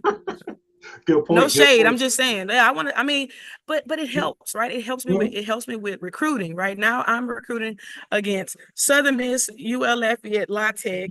I'm recruiting against all of these kids from schools from bigger conferences, from kids where my team has been selected preseason number 1. And those teams may not be selected preseason number 1. Yeah, I want to talk about it. It helps me. And that's no shade or no disrespect to anybody. Like, I'm not even that type of person. But I do want to give my team credit and also be very thankful and humble to the fact that people recognize, that we are headed in the right direction. We're not there yet, but we're doing some things right. And so I wanted to follow up real quick. I'm probably talking really loud. I'm sorry. You're good.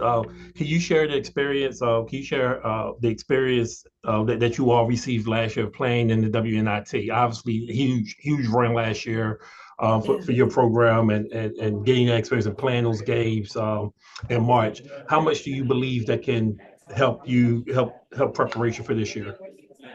It's not even just preparation for my team. I think the ultimate goal is to get as many teams from our league in postseason as possible.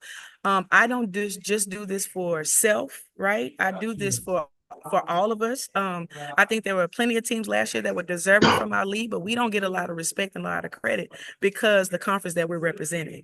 And so the fact that I was able to win a game in the postseason, it helps us next year because I have very vivid and candid talks with the committee, the WNIT committee, just about representation. The NCAA had a new tournament last season, and there was not one HBCU team represented in that tournament. And so for me, it's just trying to do the best that I can to help us all. But obviously, I want to win. I think just riding the wave of that postseason tournament for us was huge. Grambling hadn't won a postseason game since 2018, I believe.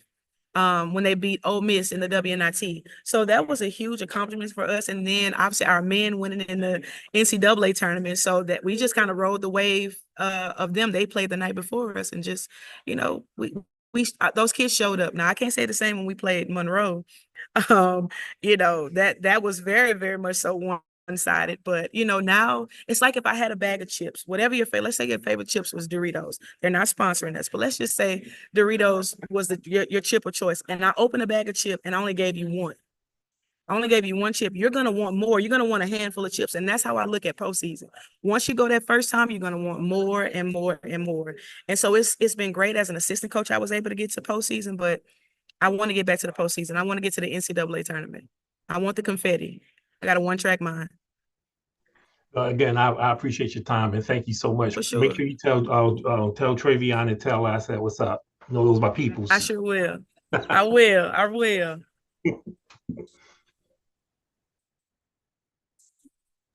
We have time for one quick question from Ms. Liv. So if anyone who's on social media, they know that your hashtag is #championship talk. So heading into your second season, as you continue to grow as a head coach, how do you continue that mission through the preseason and through, a tough non-conference schedule and into conference play? Well, I want to make sure that everybody understand what championship talk is. So we have a mantra that we say after every practice, and it's, I am more than a champion. I think like a champion. I speak like a champion. I'm grateful for all that I have. I give much because I've been given much. I will not be out rebounded. I'm more than a champion. So when we say championship talk, that's my goal, is to serve, lead, and educate these student athletes. So that's being a champion in the community. That's being a champion, obviously on the court and doing our job, what we're here for. But it's far bigger than just basketball. The mission doesn't change. We didn't win last year. And yes, we won 23 games and all that is great, but who cares, right? It's a new season, a new year, and a new team. The goal still remains is to win a championship and have confetti fall on us. I'm never going to waver from that. I'm not going to win at all costs or any cost, but we do things the right way. We have one team rule, and that's simply to do what's right. And so I think if we continue to do that and continue to stay together, we put ourselves in a position to be successful. So. Thank you. You're welcome. Thank you again, Coach Simmons, for joining us again this morning. We look forward to No speaking. more questions. That was it. This was easy. Yes, we ran out of time. Oh, I'm sorry. I give really long answers. Y'all can shut me up. I'm sorry. Yeah, you do. I had like 5 more questions for you and everything Sneak else. one in real quick. I'll give you a short answer. I'll catch up with you though. Thanks, Coach. All right. Thank y'all so much. Thank you again, Nobody Coach else is Simmons. here though. So.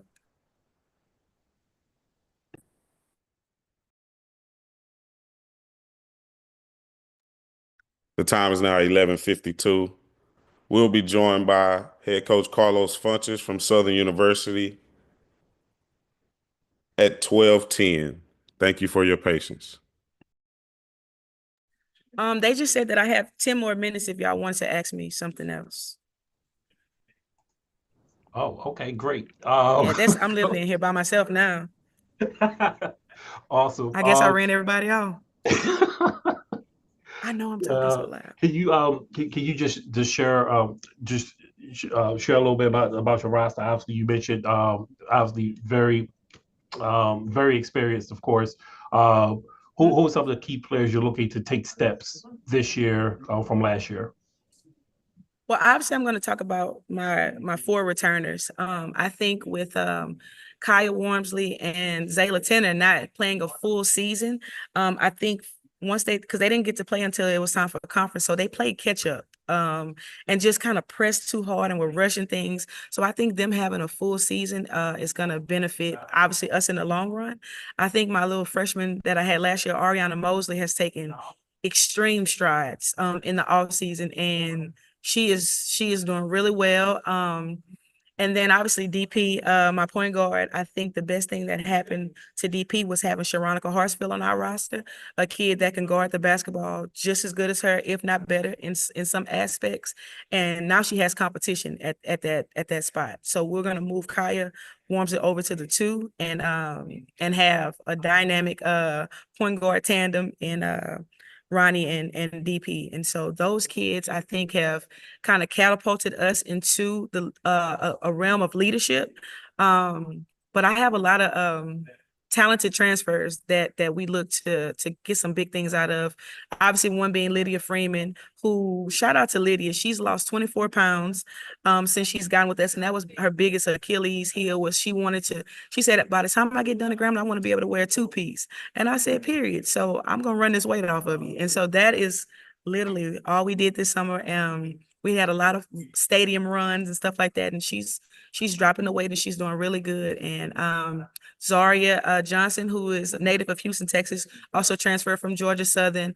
But the kid that's impressing me the most is probably Alyssa Phillip, my Georgia State transfer.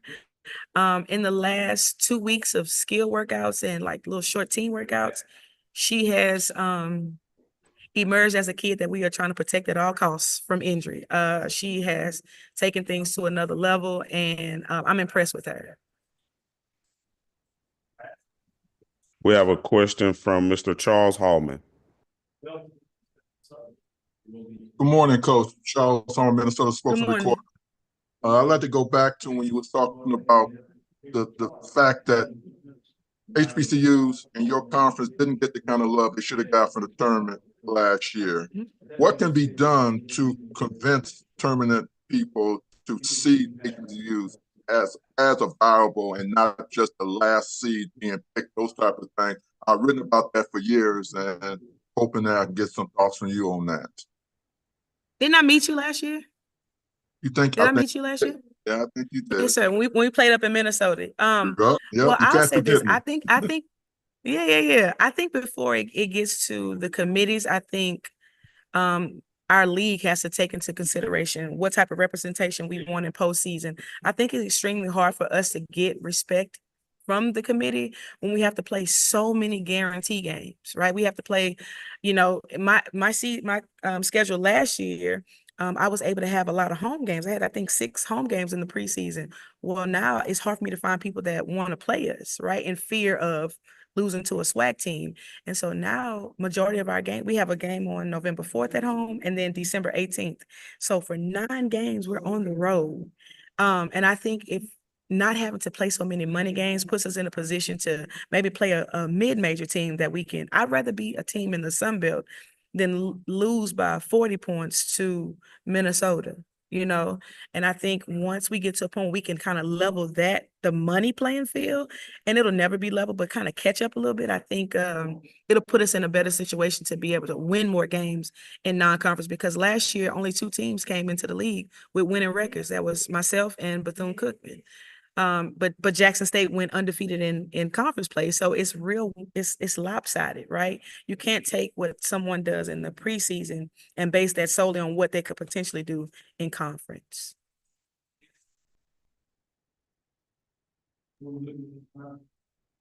Any more questions for Coach? We have a question from Rob Knox.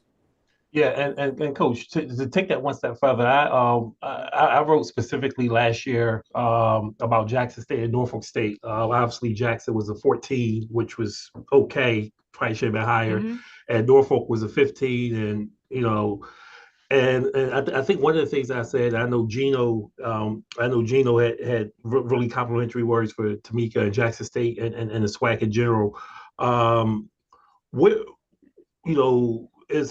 It's unfortunate because the RPIs and those ratings as you get into conference play become dragged down. And aside from winning some of those guarantee games, which the SWAC did last year, right? There was still some significant wins by conference teams. What else? Four teams won a Power 5 game last year. Exactly. So what are some of those other things that can be done that can help, move that needle and provide continued recognition and visibility? Obviously, there's the social media aspect of it, which there are a lot of great folks doing the work like Liv, and then there's people writing about it and like really care about the SWAC and the BAC. But what are some of the things that can be done to say, hey, we need more of this, or we need people to understand that our conference, because every conference is the same way, is a dogfight, right? Once you get in the conference season in January, February, but sometimes that gets lost. I think the biggest thing obviously is recognition. Like obviously if I just think about how our league would have been this year if Liv wouldn't have taken on the responsibility on her own to kind of promote the league, right? Now, I didn't like the fact when she started getting into MEAC, because then that kind of, took away from our shine. But she was helping promote, and not every sport. She wasn't doing football or men's basketball. It was mostly specifically generated towards women's basketball. This is the most visible women's basketball has ever been, right? Even when you had Cynthia Cooper and all the greats playing, it's more visible now, and it's more comparable to back then when, the Houston Comets, won 4 straight championships and they were playing in sold out arenas. But for us, the here and the now, the biggest thing is for us to win. And I think with the transfer portal, I hope they never close it, because it helps us level the playing field. If we're able to get kids from these bigger conferences where it just doesn't work out, it puts us in a position to where now we can sneak up on one of those Power 5 teams who are not expecting us to be good. They probably do a scouting report because, that's just a SWAC team. And so I think the more that we can win, obviously the more visibility you'll get, the more recognition you'll get, but we got to recruit, right? It does suck if you could, like for Jackson State, they could win every game in the league and their nets drops, from beating teams in their own conference. So we have to win some games.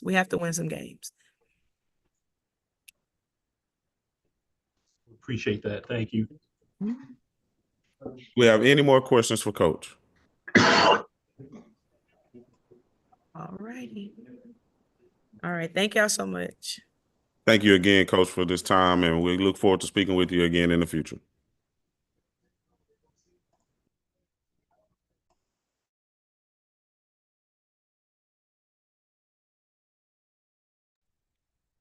The time is now 12 o'clock. We will be joined by head coach Carlos Funches from Southern University at 12:10. Thank you for your patience.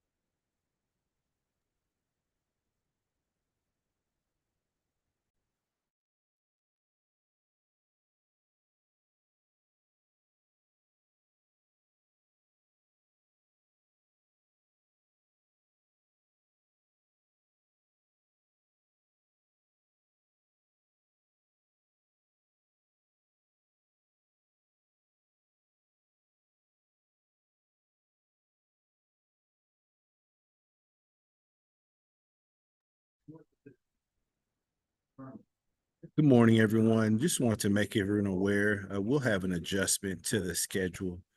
Coach Funches has a obligation that we need to fulfill with the ESPN broadcast. As soon as that concludes, we'll get him back here for the Zoom portion. So we do apologize for any inconvenience, but we will have Coach Funches here back momentarily. We appreciate your patience. Thank you.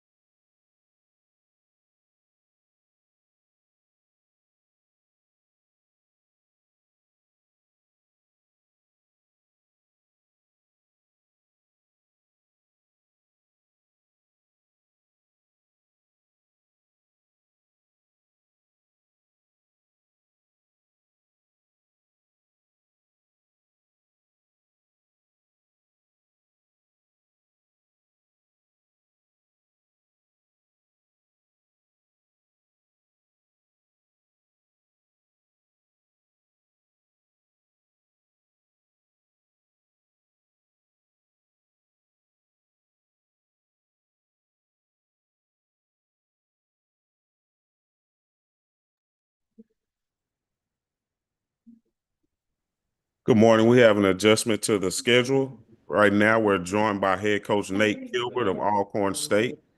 Coach Kilbert, if you could start us off with an opening statement. Well, first of all, I want to let you know who I am. I'm Coach Nate Kilbert, the head coach at Alcorn State University, and I am excited about what's to come. Excited about this media day. I really have enjoyed myself today. Things have been moving great, so I'm looking forward to the season. I think our kids are excited about what's to come for us, where we can finish. And I like that they put out the preseason poll and picked us number 7. I like that. I think that's going to be a motivational factor for us. So because as soon as our kids saw it, they running up to me with their phone with it. Come out, we picked number 7 because that's disrespectful. I think it is too. So we're going to see where we go from there. Thank you so much for that, Coach Kilbert. We're going to open the floor for questions from our media members. We're going to begin with a question from Ms. Liv. Hello, Coach Kilbert. How are you doing? I'm doing good. How are you? I'm well. Thank you for asking. So you guys ended the season on, obviously a loss, but you went through the conference play upsetting 2 higher seed teams. So what has your off season looked like in order to take that team that showed up into the tournament to show up in this season? During the beginning of the season last year, we saw a very up and down, inconsistent team. So how are you as a coach channeling that conference tournament team in order to be competitive in the beginning of the year and gaining more consistency? Yeah, I think that's important. But the biggest thing for us is going to be staying healthy. In the beginning of the season, we was hurt, we was injured. We had a lot of key kids injured. Destiny Brown played hurt most of the beginning of the year, and that kind of got us off to a slow start. And I think in order for us to have an opportunity to win the conference this year, and I think we're capable of doing that, we got to get off to a better start. We can't start the way we started. Really, not just last year. The year before that, we started slow. We started lackadaisical. We can't do that this year. So I think from what happened last year in the tournament is going to help us confidence-wise. I think that's what the biggest thing is going to be. It's going to help our confidence that we actually seen us do this. We've seen us get in the tournament. We've seen us play well. And I think that's going to be the biggest thing from last year that's going to help us, the fact that we're going to be more confident. We are going to be more experienced because we are a senior ball club now, and we just expecting more. I mean, I think our kids was happy with what we did last year, but still, the losing the championship game, even though Jackson State had a great team, it still was kind of disappointing. Now we want to show people that we're capable of winning it all, and we have to stay healthy to do that. But I just think we got to take the confidence that we had last year going into our last 11 games. I thought we played some real good basketball our last 11 games of the season to finish number 6, but we should have been playing that way in the beginning. I mean, I saw a post that you wrote that hit it on the nail. Destiny Brown has to play like the MVP of the league. And you were so point on with that. And I kind of spoke about that a little bit. She's got to play like she's the best player in the league. If other people are saying that, you got to show it. Yeah, and to go off of that, Destiny Brown was preseason player of the year. I did note already this season that I assumed she was going to get it, but I noted that I'm looking for her to find a second gear of where she's playing that intense competitive way every single game and not allowing her body language to make her play less than. So what are the conversations you're having with her and after she got preseason player of the year in order to get that into her mind that she can really be that player in this conference? Well, I've been on Destiny, and when I saw that statement you had made, that's why I said it was point on, because that's the same thing I've been preaching to her last year. I always feel like, don't get me wrong, she's a walking double-double, but she's better than just being a walking double-double. She's 13 and 12 rebounds a game. She should be 20 and 15. I think she can do that. I think Destiny's capable of averaging 20 points a game and 15 rebounds. It's just she get to the point where she plays at a certain level and she just stays there. I've been talking to her about finding ways to kind of elevate her game. And be honest with you, she's elevating her leadership at in preseason conditioning and stuff, and she didn't do that last year. She's starting to do a little bit more in the weight room. I've been going watching lift weights and stuff. She's starting to do a little bit more on the track. So she's kind of elevating her game in those areas, and she's starting to put a little bit more time in. And I think the fact that to hear her say what she said when they picked her seventh, she didn't say that last year, you know. So now I think she's getting it a little bit more, because you can see there are times when she looked like she's on the court just coasting. She can't do that anymore. It's a target on her back because she's considered the best player in the league. I thought it was a target on her back last year because she was picked first team all conference last year. So she's got to understand that she's got to come out and play every night. You know what I mean? And when I say play, she got to play up to her potential. She has not reached her potential yet. And I'm just looking forward to her playing up to her potential, which I think is 20 and 15. You know, and I don't think I'm asking too much from her. I think she's more mentally ready for the task now than she was last year. I think she's got a little bit more confidence in herself and her ability to do multiple things. Thank you for that, Coach. We have a question from Rob Knox. Hey, Coach, how are you today? I'm good. Good. I'm Rob Knox. I write for the Next. We cover women's basketball at all levels, WNBA all the way down to HBCU. So for me, this is my second year working for the Next and covering the SWAC. And obviously, I enjoyed your team's run last year to the championship. And you spoke a little bit about what you all gained from that experience and coming back. And obviously, you spoke about destiny. I love the fact that that she seems to be embracing you challenging her this year. Is that something that you had talked about at the end of your end of season meetings last year with Destiny? Is like, hey, here's what you need to do to take that next step. And now that she's beginning to see it with the social posts and now being named preseason player of the year, is that something that she's fully leaning into now? Well, I think she is, but because I challenged her last year, but she didn't accept the challenge last year like she's accepting it this year.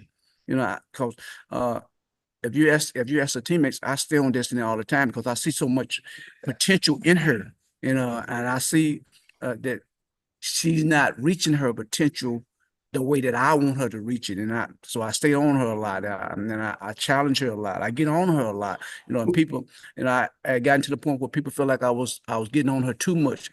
But I want her to be able to reach her potential. And I think now she is old enough. She's been with our system long enough to be able to handle some of the challenges that I'm throwing at her. And I think she's realizing that she's quite capable of some of the things that I was asking her to do and thinking she was capable to do. And I think she believes that now, because last year I don't think she believed that she was capable of doing some of the things that I saw her being capable of doing. I think she believes she's capable now, and like I said, I think she's a 2015 person every night. Some work have to go into that though. But I think she's mentally prepared to do that. In the past, I couldn't move her. I couldn't move her to get past being 13 and 12. This year, I think she's prepared to take that next step. No, I appreciate that. And if I could just follow up real quick, who are some of the other key performances this year that you expect to take a step forward along with Destiny to help her achieve those individual goals, which obviously will lead to more team success from a win-loss perspective? Well, let me just say this. I think we have 5 of the best players. I'd say four to five of the best players in this conference, and that's being Destiny Brown, Zanaya White, Nakia Cheatham, Kiara Henderson, and Kayla Watson. All these kids are senior. I mean, so it's not like it's going to be a one-man show for us. We have kids who are quite capable of helping Destiny be great, because all these kids. To me, Cheatham is a person who's capable of being a first teamer. and she wasn't picked anything. Zadia White is a kid that's capable of being at first team, and she was picked second team. And Kiara Henderson is no doubt in my mind is the best six man in the conference.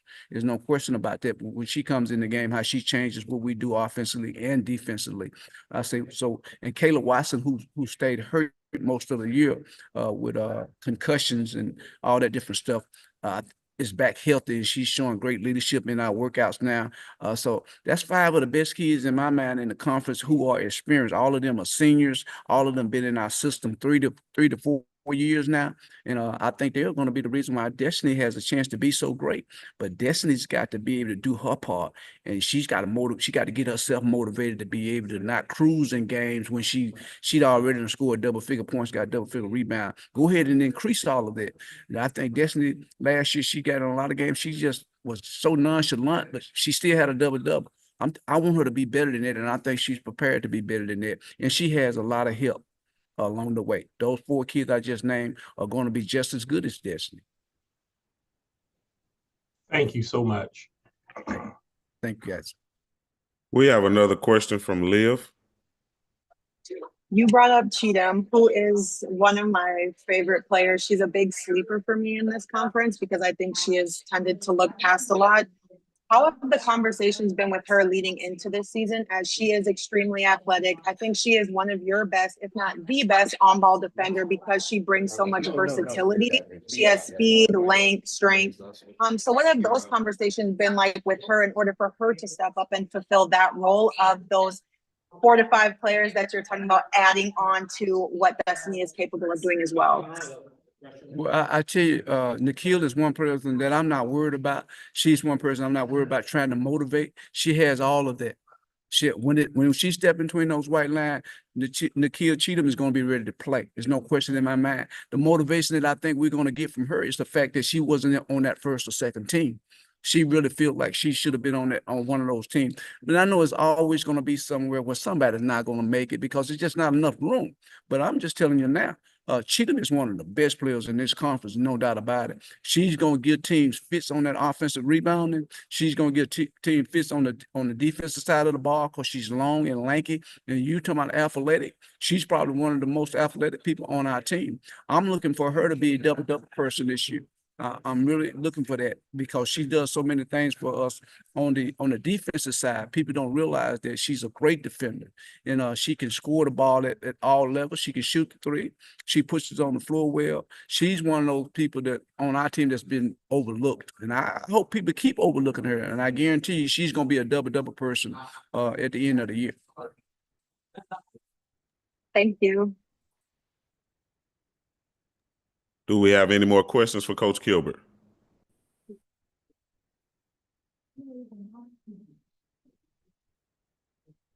Coach Kilbert, again, thank you for your time, and we appreciate you joining us on the call, and we speak with you again later in the season. I appreciate you guys. Thank you.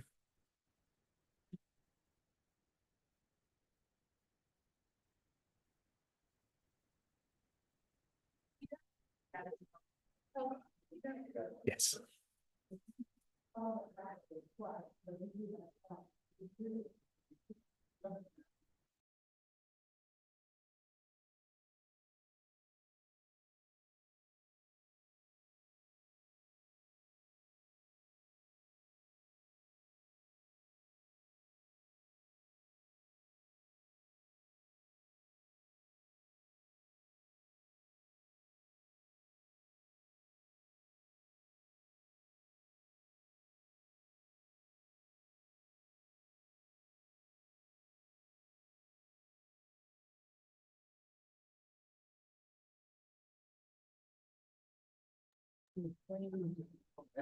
We are joined now by head coach Carlos Funches of Southern University.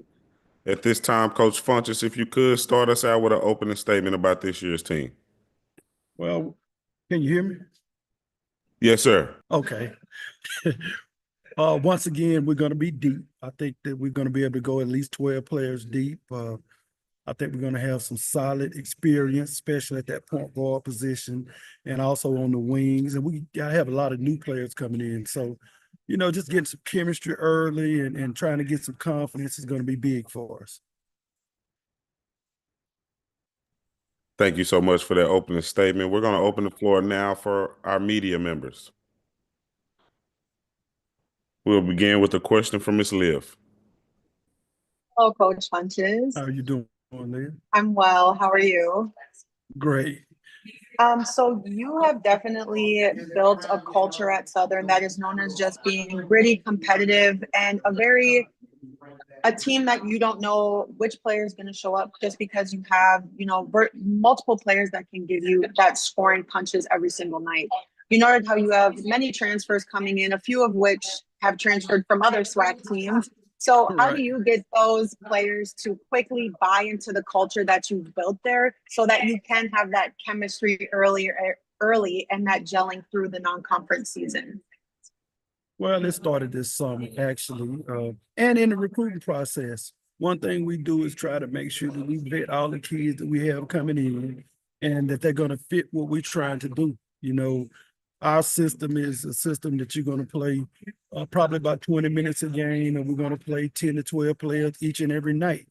Again, like you said, we have transfers coming in. So in the summer, we try to do a lot of team building and things like that, along with working out, lifting weights, and just trying to get chemistry. That's the big thing.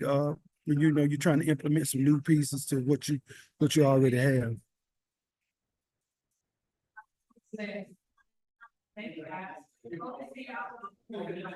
Do we have any more questions for Coach Funches?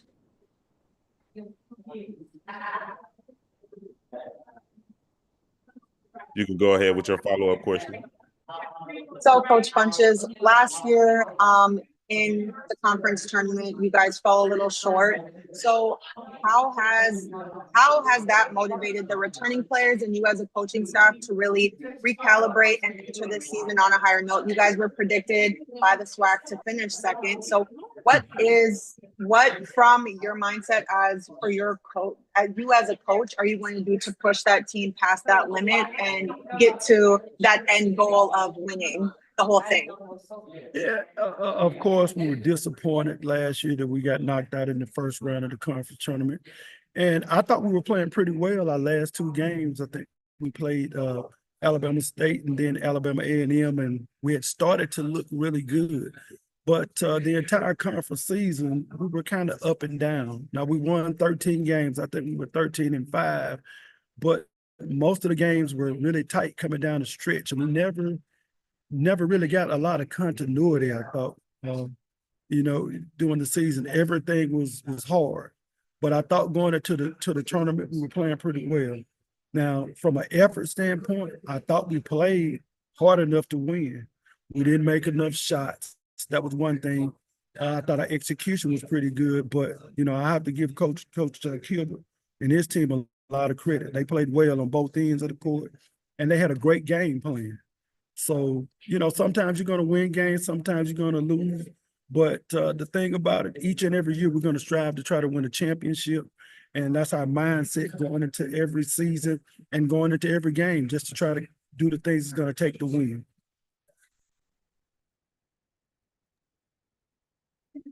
Do we have any more questions for Coach Funches?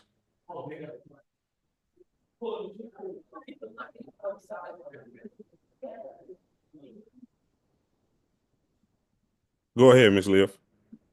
I'm like, I'll ask more. You solo, huh? So Fontenot was probably your best shooter last season, but in certain games we saw her shy away and not really, I wouldn't say not want the ball, but not getting as many opportunities to establish that three-point shooting for you guys. So how has that looked in the offseason? Because she is a high percentage three-point shooter. So what are those conversations leading into this season so that she has that mentality and she can establish herself, as one of the key shooters in the entire conference? It's really funny you said that because I was talking to her about 30 minutes ago, and I always tell her, don't turn down shots. When you get a good look, you have to take that shot. It's not being selfish or anything like that, but again, she's one of the best three-point shooters, I think, in the country. And if she gets a good look, she's going to have to let it go. She needs to get up from 10 to 15 shots a game. She can't turn down any shots. Now, of course, it needs to come within the flow of the offense, But we expect her to score some points this year and stretch the defense. I think we have some other players that can get the basketball to her. We have some transfers that can really shoot the ball also that's going to help. Tanaya Lawson is another one. She can shoot the basketball.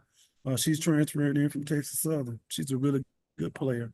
DeShante Edwards, I mean, she's more of a slasher. She's coming in from Bethune. So we have quite a number of new pieces coming in. Dakaya Sanders, she's another one. She can shoot the three as well as defend. She's going to be one of the best on-ball defenders in the league. And Anaya Gordine, who I think is a triple-double waiting to happen each and every night. She's a big guard. She'll play point for us soon. She'll play the 4 spot. She can shoot the 3 ball. She can get to the basket, but Leah's going to have to be able to get more attempts, and I have to do a better job as a coach, making sure that she gets these shots up.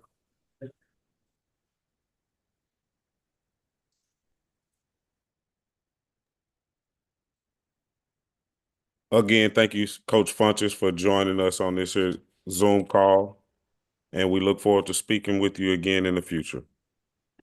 Okay, thank you.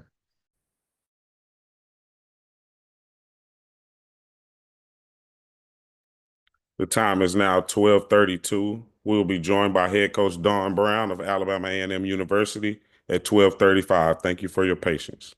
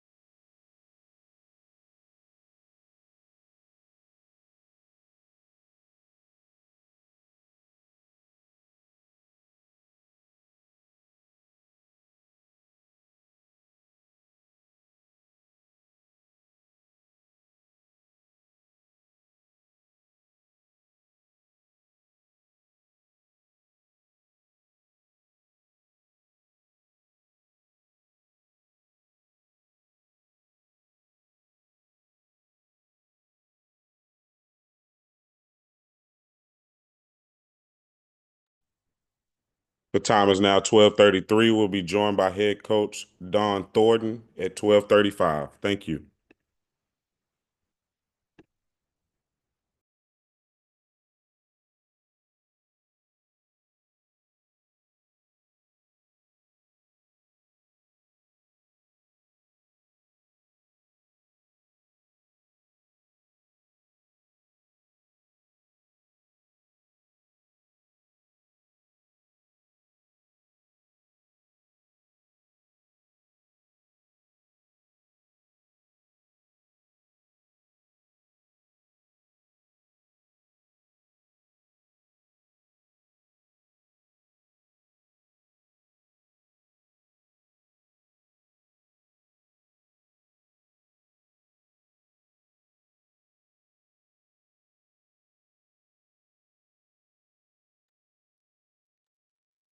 Good morning again. At this time, we were joined by head coach Don Thornton of Alabama A&M University.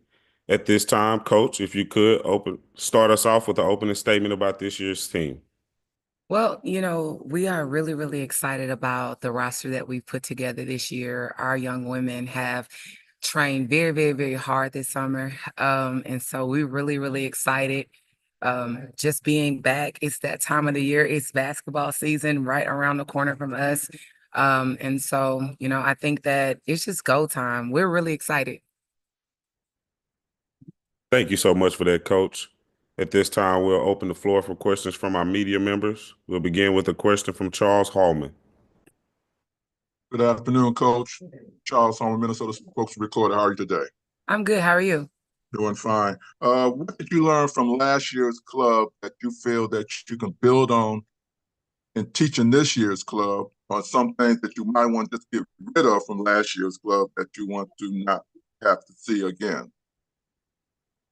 I think you kind of choppy a little bit. Can you just say that again? I want to make sure I heard you correctly. Okay. Sorry. All right. Can you hear me better now?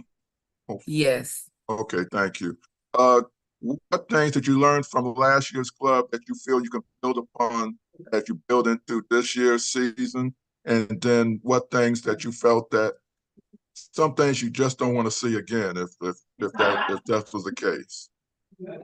Well, you know, being that this is my first year at A&M, I have a lot of respect for what Coach Richards had done prior to me getting there. She built a very, very, very competitive team prior to me coming in. And so one thing that I will honestly say, keeping three major pieces.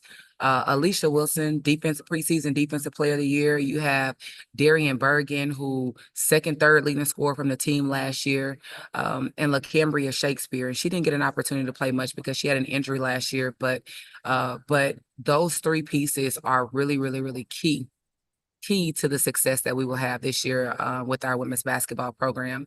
And I wouldn't go remiss if I didn't acknowledge what they have done. Those young ladies have represented the A&M brand by far with nothing but class and great representation. So knowing that, taking on this program, I wanted to put some of those same type of pieces together, some of those same type of personalities together. I was able to bring four or five players with me from my previous school, and they have really and truly fell in love with the A&M brand. They're so excited and really have embraced the newness and being in a new place. And we are really excited about really putting all those pieces together. I think we brought in 9 transfers, Arkansas State, University of Arkansas, Little Rock, Georgia.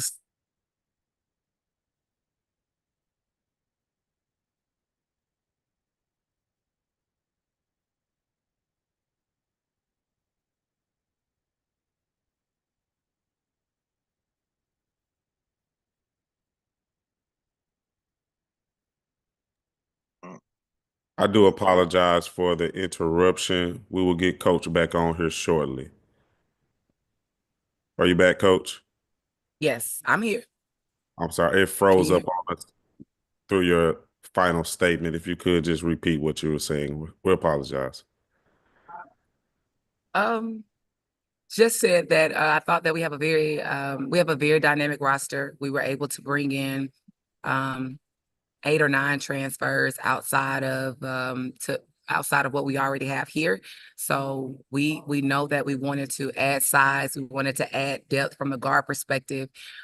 So we're really excited about the type of roster that we put together. We want to be able to compete in the preseason, as well as challenge us as we get ready to go into conference in January. So I think that those challenges that we'll face in the preseason will prepare us for conference. And so I think that we have a roster that will put us in a position to be really, really competitive. Thank you very much. Good luck this season. Thank you. We have another question from Mo Carter. Hey, Coach Thornton, how are you? Hey, Mo. I'm good. How are you? Doing well, doing well. You know, busy time of the year as always. I want to ask you this because it's been a while since we chatted. The last time we talked, you said that you were intrigued about the opportunity to mess the young ladies that you were inheriting along with the ones that you have brought on the squad. Now that you've been together for a number of months, how is that threshold coming together, and how do you feel about, you know, your squad as you move forward into a brand new season on the Hill? I think that this summer we had 8 wonderful weeks with each other.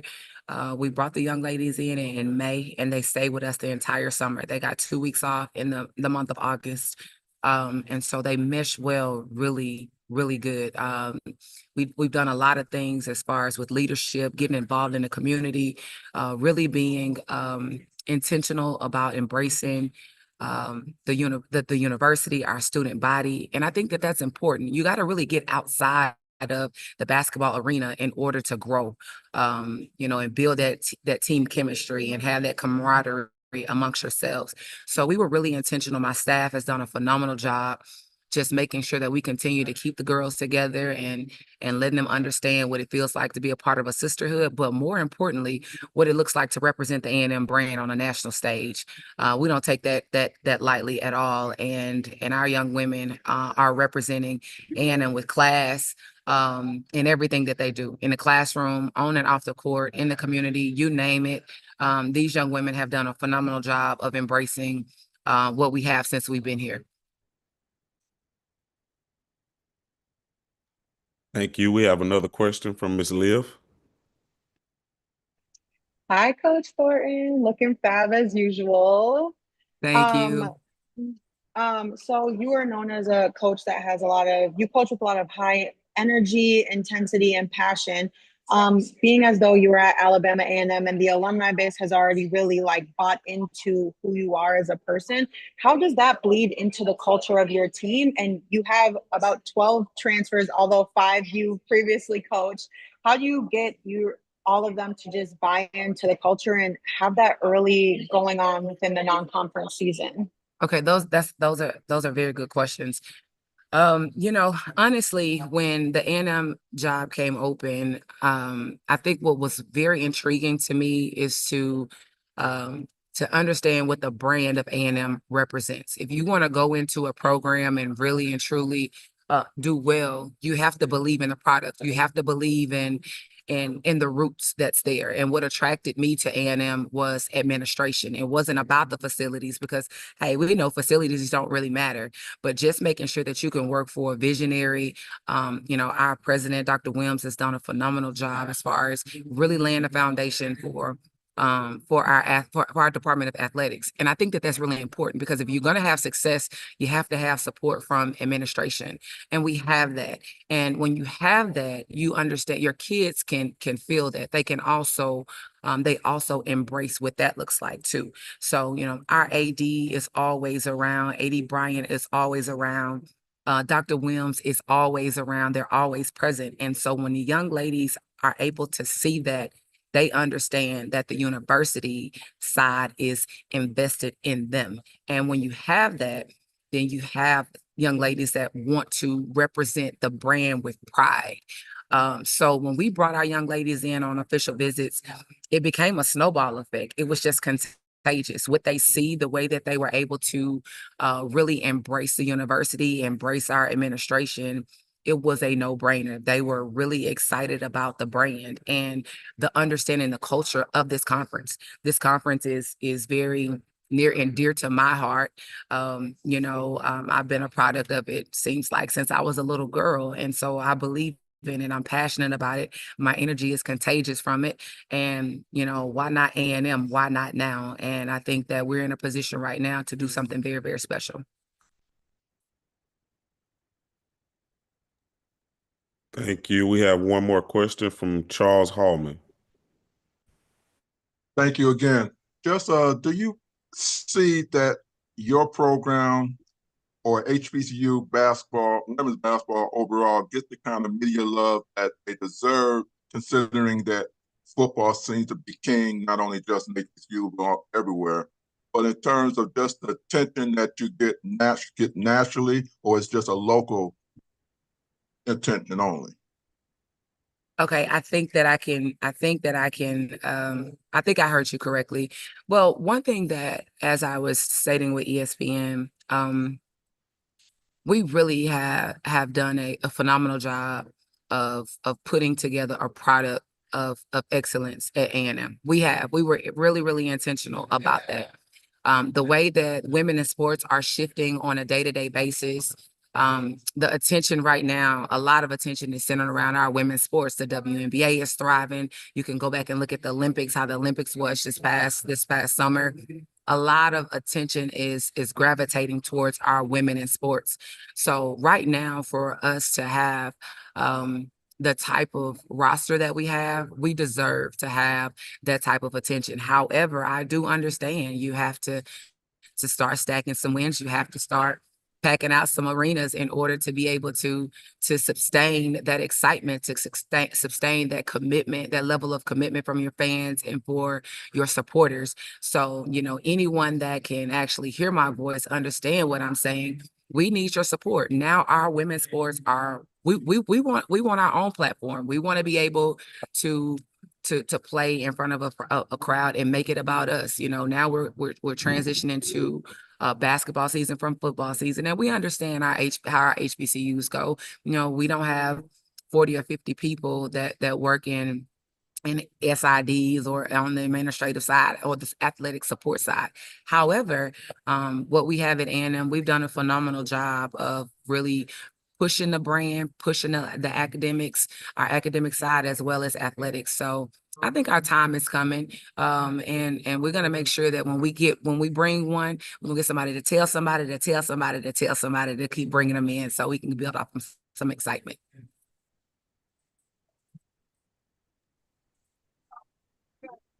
We have just a little time for one more question from Mo Carter. Coach, let's talk about Alicia Wilson, one of the young ladies who has been a preseason All-SWAC selection, was an All-SWAC selection last year. And I know when you and I chatted over something, you say you want to see her take her game to a new level. Can you just talk about her overall? And then after that, talk about the post position as well, something you're very, very familiar with. You know, Alicia, she's done a phenomenal job of adjusting and buying into to what we're trying to do here this year. This is her last year.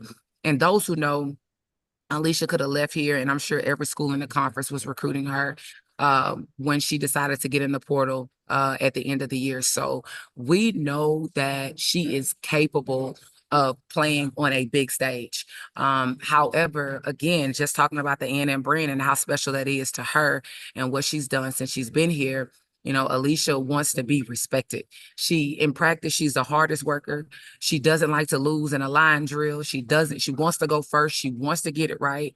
And we've been talking about Defensive Player of the Year at the end of the season, not necessarily the preseason. You know, we don't even really kind of get caught up in the hype in the preseason, but she wants to be respected. She wants people to know who she is. And I think that now she understands that we're putting her in a position, we're challenging her. We're doing a lot of things different with her right now. Really want to stretch her game and work on Alicia shooting the 3-ball and coming off the bounce and shooting a high post jump shot, because we want our players 1 through 5 to be able to shoot the 3 with confidence. So that's what we've been doing, building up her confidence. Offensively, everybody knows that she loves to play around the rim, but we want to stretch her out 15-foot, our 20-foot game, and really build that confidence up for her. Post play, again, if you see our roster, I think we like 6'5", maybe 6'4", 6'3", or something like that. But our post players, Mo Davenport, LaCambria Shakespeare, and Kamaria Gibson transfer from South Alabama. We have some depth at the post. And as long as we continue to stay healthy and challenge those young women every single day, we want to make sure that when we can make a sub or whatever the lineup looks like, we don't have a drop off. And all of those young women have been really, really working hard. They've embraced what's needed from them, and they understand what they're going to have to do in order for us to be successful. Thanks, Coach. Look forward to seeing you this season. Thanks, Mo. Thank you, Coach Thornton, and we appreciate those comments, and we look forward to speaking with you later on in the season. Thank you. Y'all have a good day, and go Bulldogs. This concludes our SWAC media session for Thursday, September 19th. All media sessions are archived on YouTube on the SWAC Digital Network. Thank you for joining us, and have a great day.